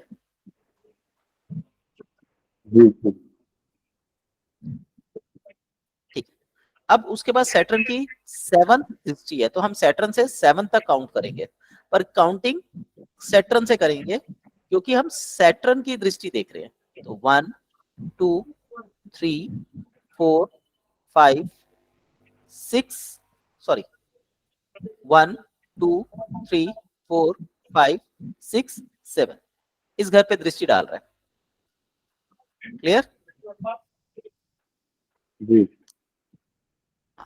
उसके बाद सैटर्न की 10th दृष्टि होती है, तो हम 10 से इससे 7 से आगे काउंट करेंगे। 8, 9, 10। या आप ऐसे भी गिन सकते हैं 1, 2, 3, 4, 5, 6, 7, 8, 9, 10। इस तरीके से हम ये कह सकते हैं कि सैटर्न सेकंड हाउस को, 6th हाउस को और 9th हाउस को देख रहा है। क्लियर है सर? जी। और अभी किसी मैम ने बोला था नहीं समझ आया, उनको भी क्लियर है? जी सर। हाँ, कोई और है जिनको नहीं समझ आया हो? सर एक बार वो वैक्सिंग मून कब होता है वो एक बार रिपीट कर दीजिए, छोटा सा। ओके, देखिए चंद्रमा को हमने 2 तरीके से देखना होता है। इसको जानने के 2 फार्मूले लगाने होते हैं। पहला, चंद्रमा यदि सूर्य से पहले के भाव में बैठा हो, यानी चंद्रमा पहले लिखा हो और सूर्य बाद के भावों में आए, तो चंद्रमा वैक्सिंग मून कहलाता है। और यदि सूर्य पहले आए और चंद्रमा बाद में आए तो चंद्रमा विनिंग मून कहलाता है। ये पहली कंडीशन है। दूसरी कंडीशन, जहां सूर्य बैठा हो वहां से 7 काउंट करने के भीतर, वहां से 7 हाउसों के अंदर यदि चंद्रमा है तो चंद्रमा विनिंग मून है, और यदि वहां से बाहर बैठा हो तो वो वैक्सिंग मून है।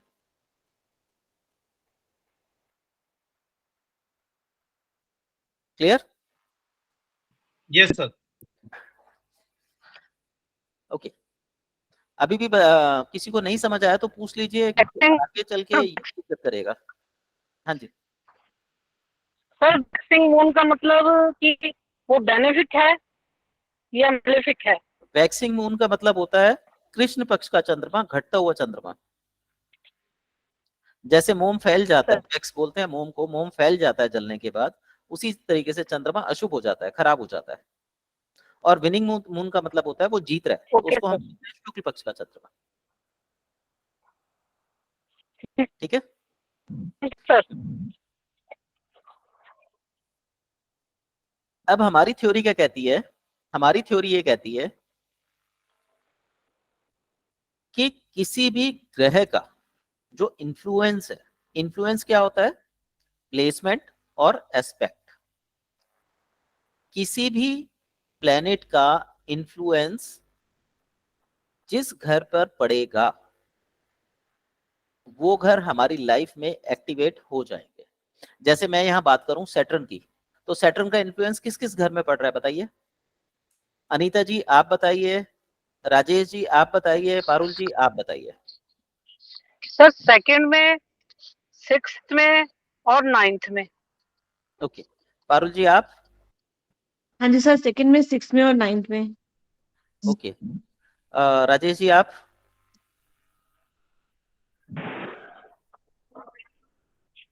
देखिए मैं दोबारा हेलो? रिपीट कर रहा हूँ। हाँ जी बोलिए। मेरे लिए क्लियर नहीं हो रहा है ये इसी वक्त। मैं नया हूं ना इसमें, तो क्लियर नहीं अच्छा कर पा रहा हूँ। सर, कोई भी घर जो बैठता है, देखिए सैटर्न बैठा देख रहा है 3rd, 7th और 10th हाउस को, तो जहां सैटर्न बैठा है वहां से आपने हाउसेस को काउंट करना है। तो 1 2 3, ये हमने 3 तक काउंट किया।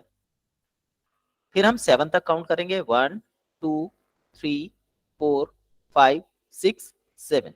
तो जहां जहां पे ये एरो बन रहे हैं इसका मतलब ये है कि यहां से आप ये कह सकते हैं कि शनि 12वें घर में बैठकर इन 3 घरों को देख रहा है, जिसमें दूसरा घर, छठा घर, 9वां घर इंक्लूड है। Clear sir?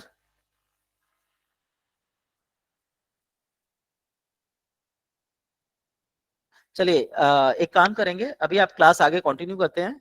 जो लोगों को नहीं समझ आएगा तो एक बार बेसिक क्लास और कर देंगे। पारुल जी आप और पारुल जी के साथ किसने जवाब दिया था? अनीता जी ने। अनीता जी ने। अनीता जी आप दोनों ने एक गलती कर दी। मैंने पूछा प्लेनेट का इन्फ्लुएंस, तो प्लेनेट जिस घर में बैठेगा उसको काउंट करेंगे और एस्पेक्ट को काउंट करेंगे। क्लियर हुआ पारुल जी? नहीं, जिस घर में बैठेगा मतलब देखिए शनि कहाँ बैठा हुआ है? 12th हाउस में। 12th हाउस में सर। इसकी प्लेसमेंट हो गई। हाँ जी। जी तो शनि प्लेसमेंट और जहां पे दृष्टि डालेगा इन दोनों को ऐड करते हैं, इन्फ्लुएंस। जी सर। एक मिनट, नहीं तो हम जैसे बोलना था, हमें ये बोलना था 12th हाउस को, सेकंड हाउस को, 6th को, 9th को, ऐसे बोलना था। जी जी जी जी। Influence is equal to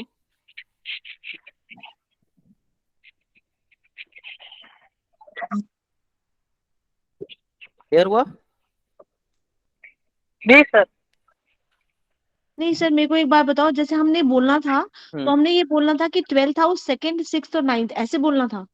12th house छोड़ दिया था आपने, आपने सिर्फ एस्पेक्ट लिया था, अच्छा, ओके ओके ओके, प्लेसमेंट छोड़ ठीक दिया है। था। तो हम लोग जो बात करेंगे, जो भी आगे हम बात करेंगे, वो सारी की सारी इन्फ्लुएंस बेस्ड होगी। मैं अब बार बार प्लेसमेंट और एस्पेक्ट नहीं बोलूंगा, मैं हमेशा आपको इन्फ्लुएंस बोलूंगा। ओके ठीक है सर, ठीक है? तो ठीक वो है। आपने कैलकुलेट करना जी है सर। कहाँ बैठा है और जिसको देख रहा है। जी सर। जी सर। अब यहाँ पर कुछ नोट्स हैं, ये आप लोगों के पास भेजे हुए हैं, सॉरी ये आपके पास शायद नहीं होंगे, मैं पढ़ रहा हूं, आप उसको समझ लीजिएगा, अगर नहीं समझ आता तो मैं दोबारा रिपीट कर दूंगा। नोट्स वैसे भेज दिए और ये स्लाइड्स भी मैं आपको भेज दूंगा। बेनिफिक प्लेनेट, बेनिफिक प्लेनेट जिस हाउस को इन्फ्लुएंस करते हैं उसके सिग्निफिकेशंस यानी कारक तत्वों को प्राप्त करने में मदद करते हैं। अब देखिए यहां से मतलब क्या है, ये हाउस है, ये इसका सिग्निफिकेशन है, ये हाउस है, ये इसका सिग्निफिकेशन है, ये हाउस है, ये इसका सिग्निफिकेशन है। तो सैटर्न पहले कौन से घर में बैठा हुआ था? 12th हाउस में। यहाँ जी 12th सर। सैटर्न बैठा हुआ था, इसका मतलब ये था कि सैटर्न इन्फ्लुएंस कर रहा था एक्सपेंस को, फॉरेन लैंड को, मोक्षा को। सैटर्न जी एस्पेक्ट के थ्रू इन्फ्लुएंस कर रहा था मनी को, स्पीच को, फैमिली को। सैटर्न 7th दृष्टि से एस्पेक्ट से इन्फ्लुएंस कर रहा था लोन को, डिसीज को, एनिमी को, जॉब को, सर्विसेज को। सैटर्न 10th एस्पेक्ट से इन्फ्लुएंस कर रहा था धर्म को, फादर को, लॉन्ग ट्रेवल को, फेट को। इसका मतलब ये हुआ कि जब सैटर्न का समय आएगा तो money, speech, family, loan, disease, enemy, job, service, father, long travel, fate, expense, foreign land, moksha, ये सारे उस व्यक्ति की लाइफ में एक्टिवेट हो जाएंगे। और ये सारे मैलेफिक होंगे because that's a malefic planet, right? No ma'am, Saturn अच्छे रिजल्ट भी देता है। सैटर्न बिकॉज जी, सैटर्न के बारे में ये कहेंगे, सैटर्न रिजल्ट देगा, हो सकता है डिले से रिजल्ट दे। अगर सैटर्न अच्छा है तो रिजल्ट जल्दी मिलेंगे। सैटर्न की दशा में आप फॉरेन लैंड जा सकते हैं, मोक्षा को लाइफ में एक्सपीरियंस कर सकते हैं। बिकॉज आपकी लिस्ट में मैलेफिक में सैटर्न आ रहा था, मैंने इसलिए ये पूछा। ओके, हाँ, उसके हिसाब से आप इसमें ये काउंट करेंगे। लेकिन मैंने ये कहा था कि ये जो हाउसेज हैं 50-50% रिजल्ट देते हैं, 50 अच्छे हैं, 50 बुरे हैं। तो यहाँ पे हम सैटर्न को मेलेफिक प्लेनेट के बेस पे ये कह सकते हैं कि इसमें खराबी लाएगा। पर अगर सैटर्न अच्छी कंडीशन में चल रहा है, वो गोचर में हम देखेंगे, तो उस केस में यही चीज उसको फायदा देगी, वो पॉजिटिव हो जाएगी। तो सर खराबी लाएगा मतलब एक्सपेंस कम हो जाएंगे ना फिर, हाँ, या बढ़ जाएंगे? जी जी जी, अगर खराबी लाएगा तो एक्सपेंस कम हो जाएंगे।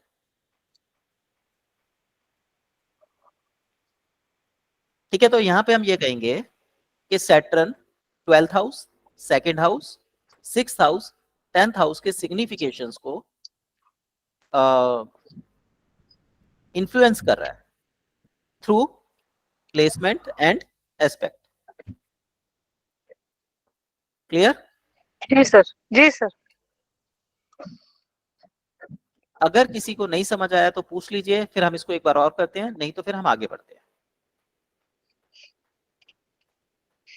Okay. अगला पॉइंट कहता है मैलेफिक प्लैनेट्स। मैलेफिक प्लैनेट जिस हाउस को इन्फ्लुएंस करेगा उसके सिग्निफिकेशंस को वीक कर देगा, लाइफ में चैलेंजेस देगा, डिले करेगा या डिनाइट करेगा। देखिए मैं ये इसलिए आपको देख देख के पढ़ के सुना रहा हूँ और इसको क्लियर करता जा रहा हूँ। ये सारे नोट्स आपको मिल जाएंगे। तो हमारे जो शब्द हैं, क्योंकि ये थ्योरम के रूप में है, तो फिक्स होने चाहिए, उसमें कोई बाहर से और उससे अंदर रिजल्ट का अंतर नहीं आएगा। जैसा अभी मैम ने बोला था कि भाई आपने बताया कि मेलेफिक है, उन्होंने बिल्कुल ठीक बोला, मैंने मेलेफिक बोला है।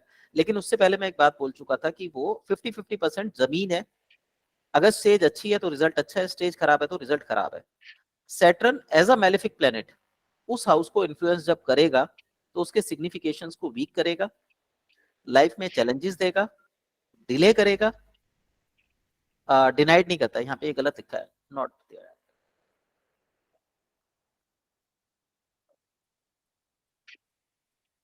यहाँ पे काट के ठीक कर लीजिएगा आप लोग, नोट्स में होगा आपके पास। डिनाई नहीं करेगा।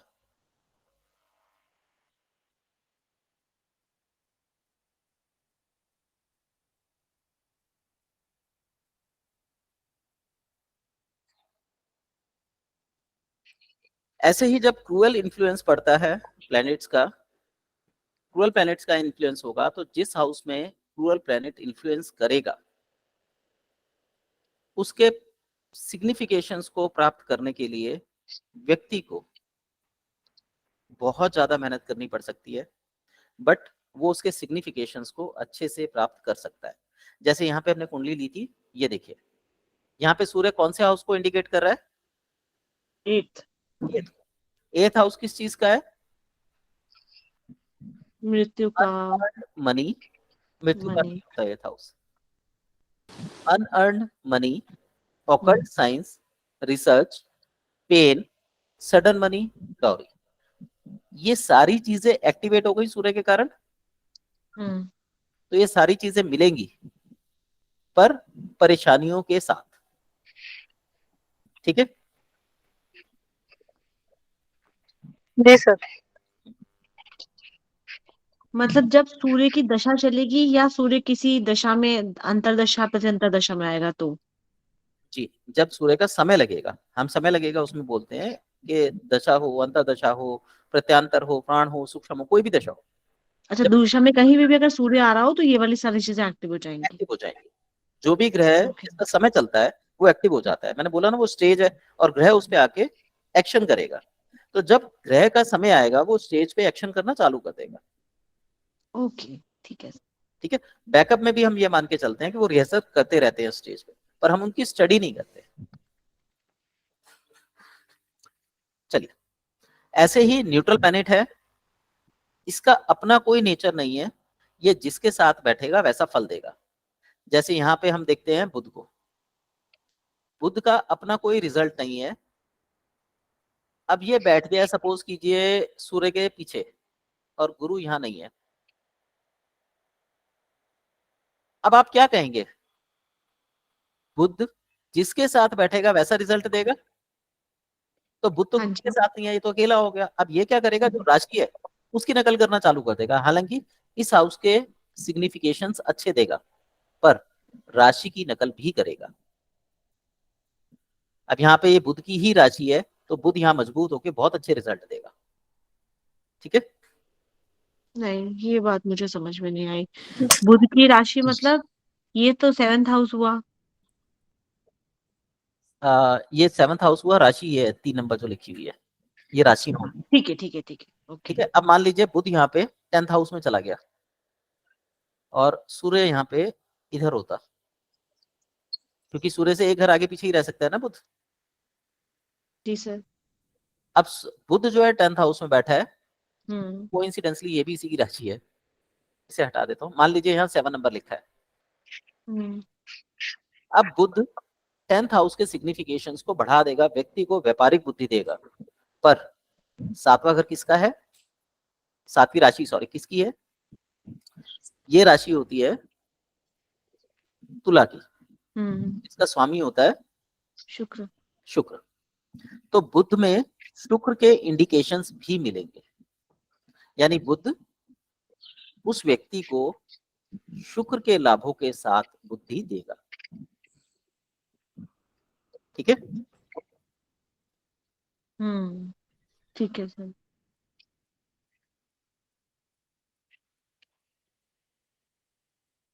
आगे चलते हैं।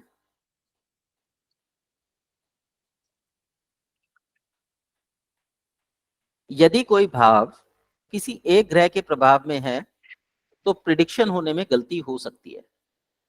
ये भाव है, यदि इस पे केवल सैटर्न बैठा हो और बाकी किसी का भी एस्पेक्ट ना हो या कोई और प्लेनेट इसके अंदर ना बैठा हो, तो आप जो सैटर्न की प्रिडिक्शन करेंगे वो गलत हो सकती है।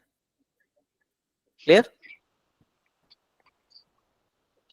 यदि कोई भाव किन्हीं 2 या अधिक ग्रहों के प्रभाव में हो तो प्रिडिक्शन सही तो होगी, परंतु उससे संबंधित जो फल हैं वो अवश्य मिलेंगे। अब अगर ग्रह अच्छे देख रहे हैं अच्छे मिलेंगे, बुरे देख रहे हैं तो बुरे मिलेंगे। इन कंडीशंस को उपायों के द्वारा केवल 30-40% तक रिड्यूस किया जा सकता है, टाला नहीं जा सकता, जिसके ऊपर 2 या 2 से ज्यादा ग्रह अपना असर डाल दें।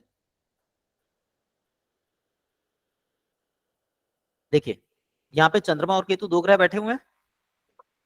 हाँ जी। इसका मतलब इस घर के सिग्निफिकेशंस को खत्म नहीं किया जा सकता, केवल इसको मैनिपुलेट किया जा सकता है, कुछ हद तक कंट्रोल किया जा सकता है। यहाँ मंगल राहु बैठे हुए हैं। जी सर। इस घर के इन्फ्लुएंस को बदला नहीं जा सकता। यहाँ 3 ग्रह बैठे हैं, 2 से ज्यादा बैठे हैं, इन्फ्लुएंस को बदला नहीं जा सकता। लेकिन सूर्य 8th हाउस में बैठा है, रिजल्ट दे भी सकता है और नहीं भी दे सकता, कमजोर भी बढ़ सकता है। गुरु, क्योंकि वो अकेला बैठा है। जी गुरु ओके रिजल्ट ओके। दे भी सकता है, नहीं भी दे सकता, अकेला बैठा हुआ है। हम्म। ठीक है। मतलब अगर बुरा ग्रह अकेला भी बैठा हुआ है तो भी कोई जरूरी नहीं है कि चाहे उसको अच्छा उच्च बैठा बुरा हो, इफेक्ट बुरा है। बैठा हाँ जी। हो, चाहे अच्छा ग्रह बैठा हो चाहे बुरा ग्रह बैठा हो, अगर हम्म, अकेला बैठा है तो अपने रिजल्ट दे, ये जरूरी नहीं है। ओके।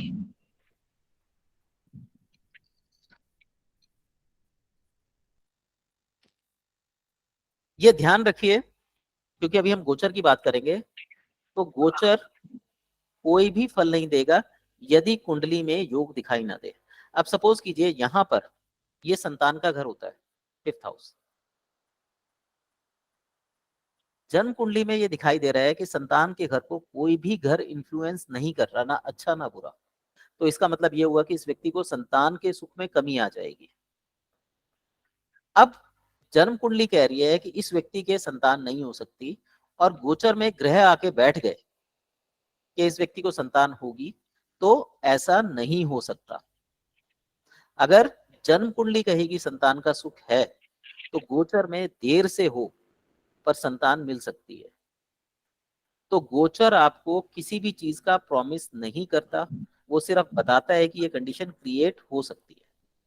नहीं, मुझे ये समझ नहीं आया। गोचर मतलब हुआ कि जो ईयरली प्रिडिक्शन है या जो अभी की प्रिडिक्शन है, जो ट्रांजिट का चार्ट बनेगा। जो ट्रांजिट का चार्ट बनेगा, अगर वो आपको कोई प्रॉमिस कर रहा है, हम्म। तो वो प्रॉमिस तब तक पूरा नहीं होगा जब तक उसको D1 चार्ट ओके नहीं करेगा। ओके। अगर D1 चार्ट में वो चीज दिखाई दे रही है आपको कि ये चीज है, अब जैसे यहाँ पे ये घर खाली है, तो क्या ये घर पे किसी की दृष्टि पड़ रही है? तो मंगल की 8वीं दृष्टि पड़ रही है। ओके। तो इसका मतलब ये हुआ कि संतान तो होगी, परेशानियों के साथ होगी। ठीक है। नहीं सर संतान होगी मगर परेशानियों के साथ होगी। मंगल एस्पेक्ट कर रहा है तो ये ब्लीडिंग करवा देगा, ऑपरेशन करवा सकता है, सिजेरियन करवा सकता है। अच्छा, मतलब अगर यहाँ कोई एक भी ग्रह बैठ गया जैसे हाँ। संतान के घर में, हम्म। तो उसका ही एस्पेक्ट आएगा फिर? नहीं, एस्पेक्ट नहीं, वो प्लेसमेंट कहलाएगी। जैसे मान लीजिए यहाँ पे गुरु बैठा है, हाँ जी। तो ये प्लेसमेंट है। अब गुरु बैठा है दूसरी जगह पर, मंगल यहाँ से 8वीं दृष्टि से इसको देख रहा है, तो 1 2 3 4 5 6 7 8। इसका मतलब यह है कि संतान तो होगी पर ऑपरेशन के द्वारा होगी, या कट लगेगा पेट पे, उसके द्वारा होगी। नहीं, मेरे को अभी भी सर, अगर मतलब लेकिन जब हम ये वाली प्रिडिक्शन करेंगे तो तब हम ये D1 का चार्ट नहीं देख के ट्रांजिट का चार्ट देख रहे होंगे। नहीं, बिना D1 चार्ट के ट्रांजिट की कोई वैल्यू नहीं है। मैं बस इतना कहना चाह रहा था। अच्छा। अगर आपके पास D1 चार्ट नहीं है तो ट्रांजिट चार्ट आपके बारे में कुछ नहीं बता सकता। नहीं, जैसे अब ये हमारे पास ये वाला चार्ट है, तो हमें जो आप बोल रहे हैं, जैसे अगर मुझे यही वाला चार्ट है और मुझे इस साल देखना है कि ये वाले जिसकी भी कुंडली है उसकी संतान होगी या नहीं होगी, इस साल बन रहा है, तो कैसे पता चलेगा? देखिए, पहले आप ये देखेंगे कि ये चार्ट अलाउ कर रहा है कि संतान होगी या नहीं होगी। अच्छा, अगर ये चार्ट अलाउ नहीं करता तो आप ट्रांजिट देखने का फायदा ही नहीं है, वो काम ही नहीं करेगा, चाहे उसमें मतलब योग बन रहा हो। उसको देखने के लिए मेरे को कैसे देखना पड़ेगा कि जैसे यहाँ 5th हाउस है, ये फिलहाल खाली है। हाँ, उस पे भी कोई एस्पेक्ट या कोई प्लेसमेंट नहीं होनी चाहिए 5th हाउस पे। नहीं, वो क्या मतलब हुआ?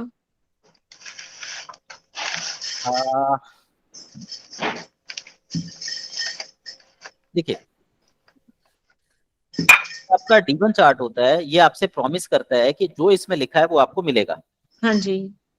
ट्रांजिट ये बताता है कि कब मिलेगा, बस। नहीं, मैं अभी ट्रांजिट की बात नहीं कर रही।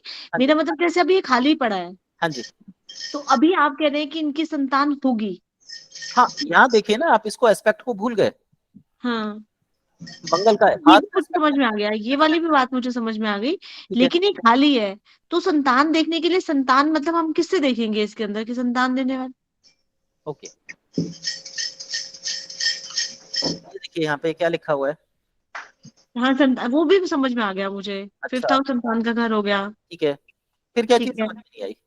अब मंगल यहाँ पे एथ एस्पेक्ट डाल रहा है, तो ये संतान का घर है, और मंगल ये कह रहा है कि संतान होगी, मतलब पेट कट के होगी, झगड़ा चलो कर। मैं आपके बाद में समझ लूंगी, कोई बात नहीं। नहीं, आप अभी क्लियर कीजिए, फिर आगे कैसे करेंगे अगर ये क्लियर नहीं होगा तो। नहीं, मेरे को नहीं, एक्चुअली समझ में नहीं आ रहा कि अब जैसे ये खाली है, अब मुझे कैसे पता चलेगा इसमें कि संतान होगी? ये कौन सी चीज आपको प्रूव कर रही है कि संतान होगी? देखिए, ये संतान का घर है, हाँ जी। अगर इनमें से कोई भी ग्रह अच्छा या बुरा इसको देख ले, इसमें बैठ हाँ। ले, तो ये घर एक्टिवेट हो जाएगा। अच्छा, मतलब और कोई नहीं देख रहा, मतलब वो और कोई नहीं देख रहा, सिर्फ मंगल ही 8वीं दृष्टि से देख रहा है इसको। तो संतान करवाएगा ही करवाएगा वो। अच्छा, ओके ओके, अब बात समझ में आ गई। ठीक है सर, अब ठीक है। ट्रांजिट तो सिर्फ ये बताएगा कि ये कब होगी संतान, जब ओके मंगल का ओके, समय आएगा उस समय संतान होगी। नहीं ठीक है सर, अब समझ में आ गया। ठीक है, थैंक यू सर। सर अगर यही 5वें घर में जैसे आप समझा रहे हैं, अगर खुद का कोई एक ग्रह बैठे, जैसे मान लीजिए चांद ही बैठ गया या हाँ, तो संतान होगी। अच्छा, अगर मतलब कोई भी ग्रह बैठ जाए, चांद बैठ जाए, सूरज बैठ जाए, तो इसका मतलब संतान होगी। जी, और उस पे भी अगर कोई मान लीजिए कोई ग्रह नहीं बैठा, जैसे इस कुंडली में नहीं बैठा हुआ लेकिन मंगल देख रहा है, अच्छा, तो भी संतान होगी। तो अगर चांद बैठा है और तब भी कहीं से मंगल देख रहा है या वो देख रहा है, वो उसको बताएगा कि मतलब वो सिजेरियन होगा या नहीं? हाँ हाँ हाँ, वो ये सब बताएगा। फिर उसमें ना वो डीप में चले जाते हैं प्रिडिक्शन में कि अगर चंद्रमा तो कैसा होगा, मंगल तो कैसा होगा। नहीं, अच्छा, लेकिन सर मंगल तो मेलिफिक ग्रह है ना। सर मैंने ये कहा, ग्रह चाहे कोई भी हो, अगर उसका हाउस पे इन्फ्लुएंस पड़ता है तो वो रिजल्ट देगा। पर रिजल्ट तो अपने नेचर के हिसाब से देगा ना, मेलिफिक है तो मेलिफिक नेचर देगा ना, ये अच्छा ही रिजल्ट देगा। नहीं नहीं नहीं, मेलिफिक है तो मेलिफिक देगा। तो मैंने क्या बोला, मंगल इस घर को देख रहा है, संतान तो होगी पर पेट कटेगा, झगड़ा कराएगा, खून निकालना मंगल का काम है, तो सिजेरियन बच्चा होगा ये। Okay clear?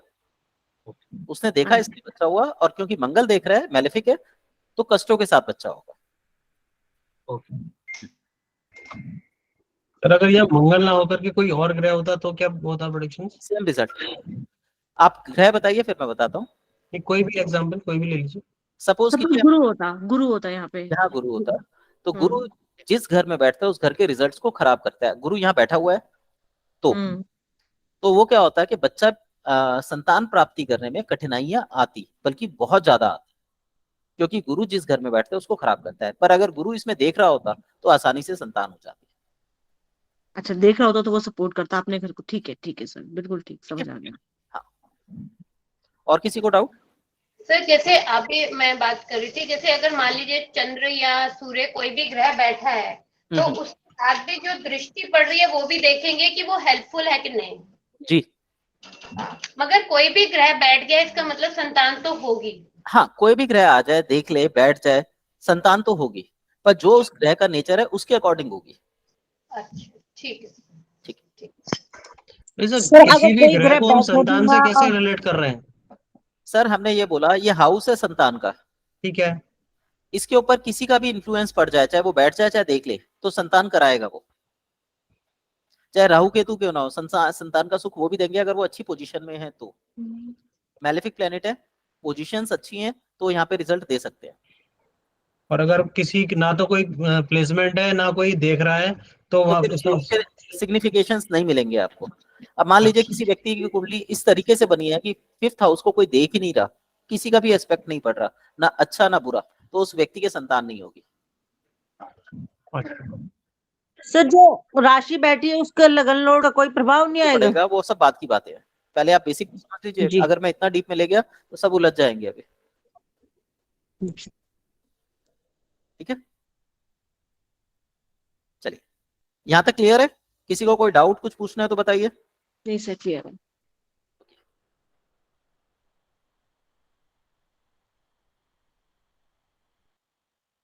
ये स्पेशल नोट्स हैं, इनको लिख के रखिएगा।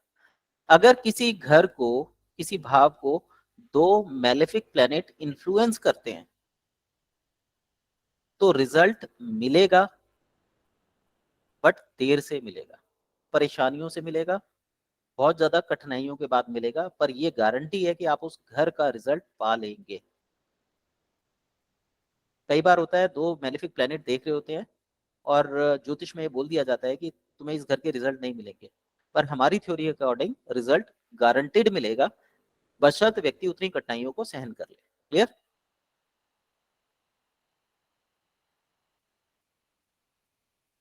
अगला है 9th पॉइंट, अगर कोई अशुभ ग्रह किसी भाव का फल दे रहा है, अब अशुभ ग्रह है तो नेचुरल सी बात है, भाव को नेगेटिव वे में रिजल्ट दे रहा होगा, वो उसके अशुभ फल दे रहा होगा, और कोई शुभ ग्रह भाव को देख रहा है, तो ऐसा नहीं समझा जाएगा कि अशुभ ग्रह अपना फल नहीं देगा। ज्योतिष में ये लागू होता है, पर हमारी थ्योरी में ये लागू नहीं होगा।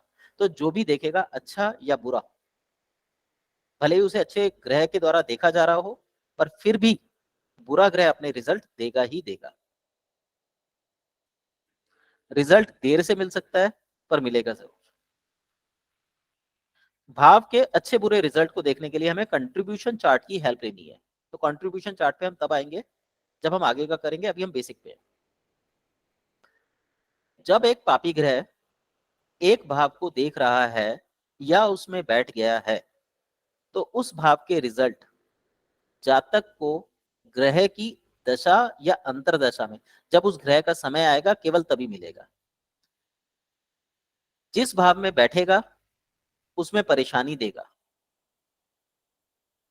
ये परेशानी हो भी सकती है और नहीं भी हो सकती, ये उसके कर्मों पर या उसके प्रारब्ध पर निर्भर करती है, या हम ये कह सकते हैं कि उसकी प्लैनेटरी पोजीशंस पर निर्भर करेगी। लेकिन अगर दो ग्रह बैठ गए तो ये गारंटेड है कि उसे परेशानी भी मिलेगी और उसको रिजल्ट भी मिलेगा, और वो एक पॉजिटिव रिजल्ट के रूप में सामने आएगा, मतलब एंड ऑफ द डे वो पॉजिटिव होगा। अगर किसी भाव को कोई पापी ग्रह देख रहा है, तो जातक को उसके रिजल्ट पाने के लिए बहुत ज्यादा मेहनत करनी पड़ती है। अब इस चीज को हम कैसे समझ सकते हैं? एक तो उसने अपनी कुंडली हमें दे दी, तो हमें कैलकुलेट करना है कि पापी ग्रहों की दृष्टि कहां कहां पे पड़ रही है, और एक मिनट पारुल जी, पापी ग्रहों की दृष्टि कहां कहां पे पड़ रही है, मैलेफिक प्लैनेट की दृष्टि कहां कहां पे पड़ रही है, और क्या उनका समय चल रहा है, जिसे हम दशा अंतरदशा के माध्यम से देख सकते हैं। अगर समय चल रहा है तो वो परेशानी देगा। तो ऐसे में क्या होता है कि लोग खुद आकर हमें बताते हैं कि भाई मेरे को ये परेशानी चल रही है, तो हमें तुरंत पता चल जाता है कि उसका ये घर इफेक्टेड है। तो हम ये देख सकते हैं कि उसे कौन कौन से घर देख रहे हैं, कौन कौन से ग्रह देख रहे हैं। क्लियर? जी पारुल जी। नहीं सर, वो गलती से हाथ लग गया था सर, आगे चलिए। इसी तरीके से जैसे हम बुरे ग्रहों की, मैलेफिक प्लैनेट्स की काउंटिंग करते हैं, उसी तरीके से हम बेनिफिक प्लैनेट्स को भी काउंट करते हैं। अब यहाँ पे एक कंडीशन और हो सकती है कि अगर किसी भाव को मैलेफिक और बेनिफिक दोनों प्लैनेटरी पोजीशंस का इन्फ्लुएंस मिल रहा हो, यानी मैलेफिक प्लैनेट भी उस भाव को देख रहा है और बेनिफिक प्लैनेट भी उस भाव को देख रहा है, तब दोनों का जब जब समय आएगा तब तब वो रिजल्ट देंगे। यानी रिजल्ट देने के लिए कंडीशंस का लगना जरूरी है। यहां तक क्लियर है? जी सर। ओके। अगर किसी को नहीं समझ आया वो पूछ सकते हैं। अमीशा जी, एस्ट्रो, अच्छा आप तो एस्ट्रोलॉजी में हैं तो आप तो समझ गए होंगे। दीपा सिंगल जी, महेंद्र अग्रवाल जी, आपको समझ आया? मेघा सर इसकी रिकॉर्डिंग भी मिलेगी कि? हाँ जी, रिकॉर्डिंग इसकी मिलेगी ना? जी जी, रिकॉर्डिंग मिलेगी आपको। Okay sir, thank.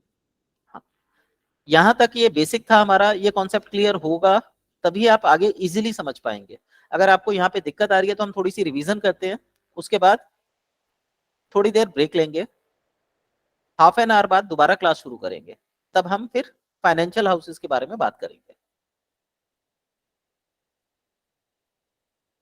किसी को कुछ पूछना है? सर एक बार थोड़ा रिवाइज कर दीजिए, क्योंकि मेरा अभी बीच में ना डिस्कनेक्ट हो गया था, बीच में अभी 5-10 मिनट ओके, दोबारा से समझा दीजिए। ब्रेक ले सकते हैं। अभी 12:47 हो रहे हैं, हम लोग 1:30 बजे मिलेंगे। बाकी जब तक जिनको रिवीजन करनी है वो रुक सकते हैं ग्रुप में, जो जाना चाहें वो ग्रुप से जा सकते हैं। रिकॉर्डिंग इसकी चल रही है, आपको रिकॉर्डिंग भी मिल जाएगी। कहाँ से टूटा था आपका महेंद्र जी?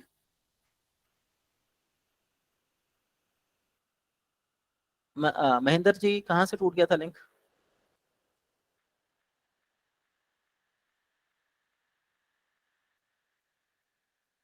अभी किसी ने पूछा था, महेंद्र जी थे शायद, महेंद्र अग्रवाल जी। जी कहाँ से पूछना है आपने, मैं वहीं से शुरू करूंगा।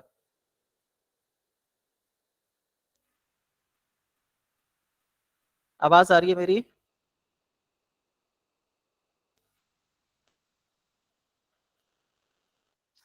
मेरी आवाज आ रही है? एक बार प्लीज कंफर्म कीजिए। सर आवाज आ रही है आपकी? सर हमें आ आ रही है रही है आवाज। आवाज आ रही है। तो महेंद्र जी बताइए कहाँ से शुरू करना है, रिवीजन कहाँ से कराऊं? सूर्य के आगे चंद्र है या पीछे चंद्र है, उसके बाद का मेलेफिक और बेनिफिक वो तो समझ में आ गया कि आगे है तो और पीछे है तो। उसके बाद आपने क्या बताया मेरे को, वो मेरा डिस्कनेक्ट हो गया बीच में। उसके बाद मैंने दृष्टियां बताई थी। हाँ ये एक शनि की दृष्टि तो देख ली थी मैंने, उसके बाद शनि की तो समझ में आ गई थी, 3rd 7th। जी जी, इसी तरीके से यहाँ पे सबकी दृष्टियां लिखी हुई हैं, किसकी कौन कौन सी दृष्टि बनती है, क्लियर? ठीक है। ये सन मून और मरकरी की केवल एक दृष्टि होती है? एक दृष्टि 7th? जी। अच्छा। और बाकी प्लैनेट्स की 3-3 दृष्टियां होती हैं, एक मेन दृष्टि होती है, 7 सबकी होती है, बाकी 2 स्पेशल दृष्टियां होती है, जैसे जुपिटर। ये सब हमें नोट्स में भी मिलेंगे ना सर? जी जी, नोट्स आपको मिल जाएंगे। हाँ, तो हाँ इतना तो समझ में आ गया। उसके हाँ, आगे इनका ये है कि अगर बेनिफिक प्लैनेट है तो बेनिफिक प्लैनेट या मेलेफिक प्लैनेट जिस हाउस को इन्फ्लुएंस करेंगे, देखें या उसमें जाके बैठे, उनके रिजल्ट आपको मिलेंगे।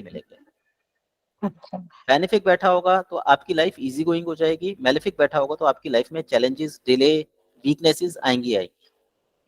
ठीक है सर। क्रूअल होगा तो हर्डल्स आएंगे, परेशानी आएंगी, पर फाइनली आंसर आपको समय से प्राप्त हो जाएगा। अच्छा, क्रूअल पता कैसे लगेगा? क्रूअल और ये आपको चार्ट मिला होगा ना? अच्छा अच्छा, आप उससे टैली कर सकते हैं, चार्ट मिलेगा आपको ये। ठीक है सर। हाँ, ये देखिए, ये रहा chart. Benefic planet Jupiter, Venus, full moon, mercury. Malefic class ठीक है सर। एक क्रूअल एक ही है, सन बस? हाँ जी, क्रूअल सिर्फ एक ही होता है, सन। न्यूट्रल प्लैनेट अपना कोई प्रभाव नहीं रखते, जिसके साथ बैठेगा उसके जैसा रिजल्ट देगा। ठीक है महेंद्र जी? ठीक है सर, ठीक है, यहाँ तक आ गया समझ में। अगर कोई सिंगल प्लैनेट इन्फ्लुएंस कर रहा है, देख रहा है या बैठा है, तो उसके रिजल्ट निकालने में, कैलकुलेशन में गलती हो सकती है। पर अगर कोई 2 या 2 से अधिक प्लैनेट देख रहे हैं तो वो कंफर्म रिजल्ट देंगे।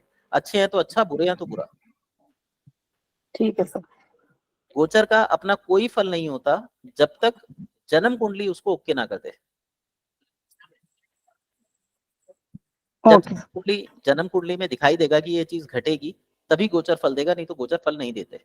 ठीक है? ठीक है सर। इसके बाद है, अगर कोई शुभ ग्रह अपना फल दे रहा है और अशुभ ग्रह की उस पर दृष्टि पड़ जाए, तो पहले शुभ ग्रह अपना फल देगा, फिर अशुभ ग्रह अपना फल देगा, यानी जिसकी दशा लगी होगी वो अपने अपने फल देंगे। ठीक है? ठीक है सर। हाँ, इनकी कैलकुलेशन हम एक कंट्रीब्यूशन चार्ट की हेल्प से करते हैं, वो अब आगे लेंगे अगली क्लास में। ठीक है सर। हाँ, क्लियर? Okay sir.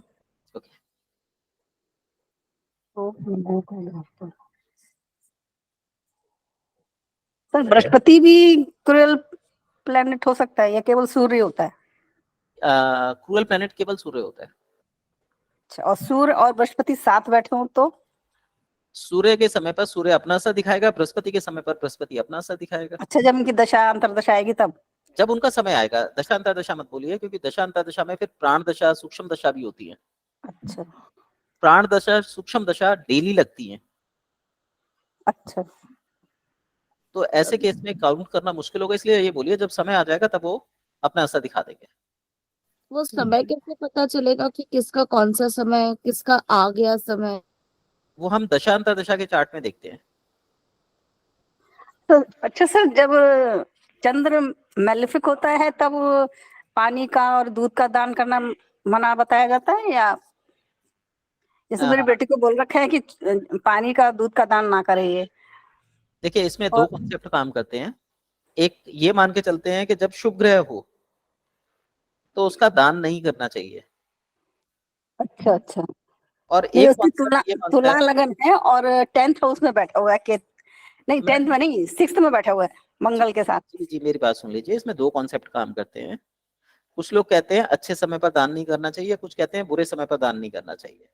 अच्छा तो यहाँ पर प्लेसमेंट का बहुत इंपॉर्टेंट रोल होता है कि वो किस में प्लेस है और कौन सा समय लगा हुआ है। अगर आप उसका ध्यान रखेंगे तो आप दान दे भी सकते हैं, ले भी सकते हैं। अच्छा। हाँ, अभी होता क्या है कि आप लोगों ने जो भी क्लासेस करते हैं वो बेसिक करी होती हैं, तो हाँ जी हाँ जी। बेसिक क्लास में बहुत सारे रूल्स अभी समझ नहीं आ पाते, तो प्रिडिक्शन अधूरी रह जाती है। ठीक है, ठीक है। हाँ जी, चलिए 1:30 बजे मिलते हैं हम लोग। ठीक है सर, ओके, थैंक यू।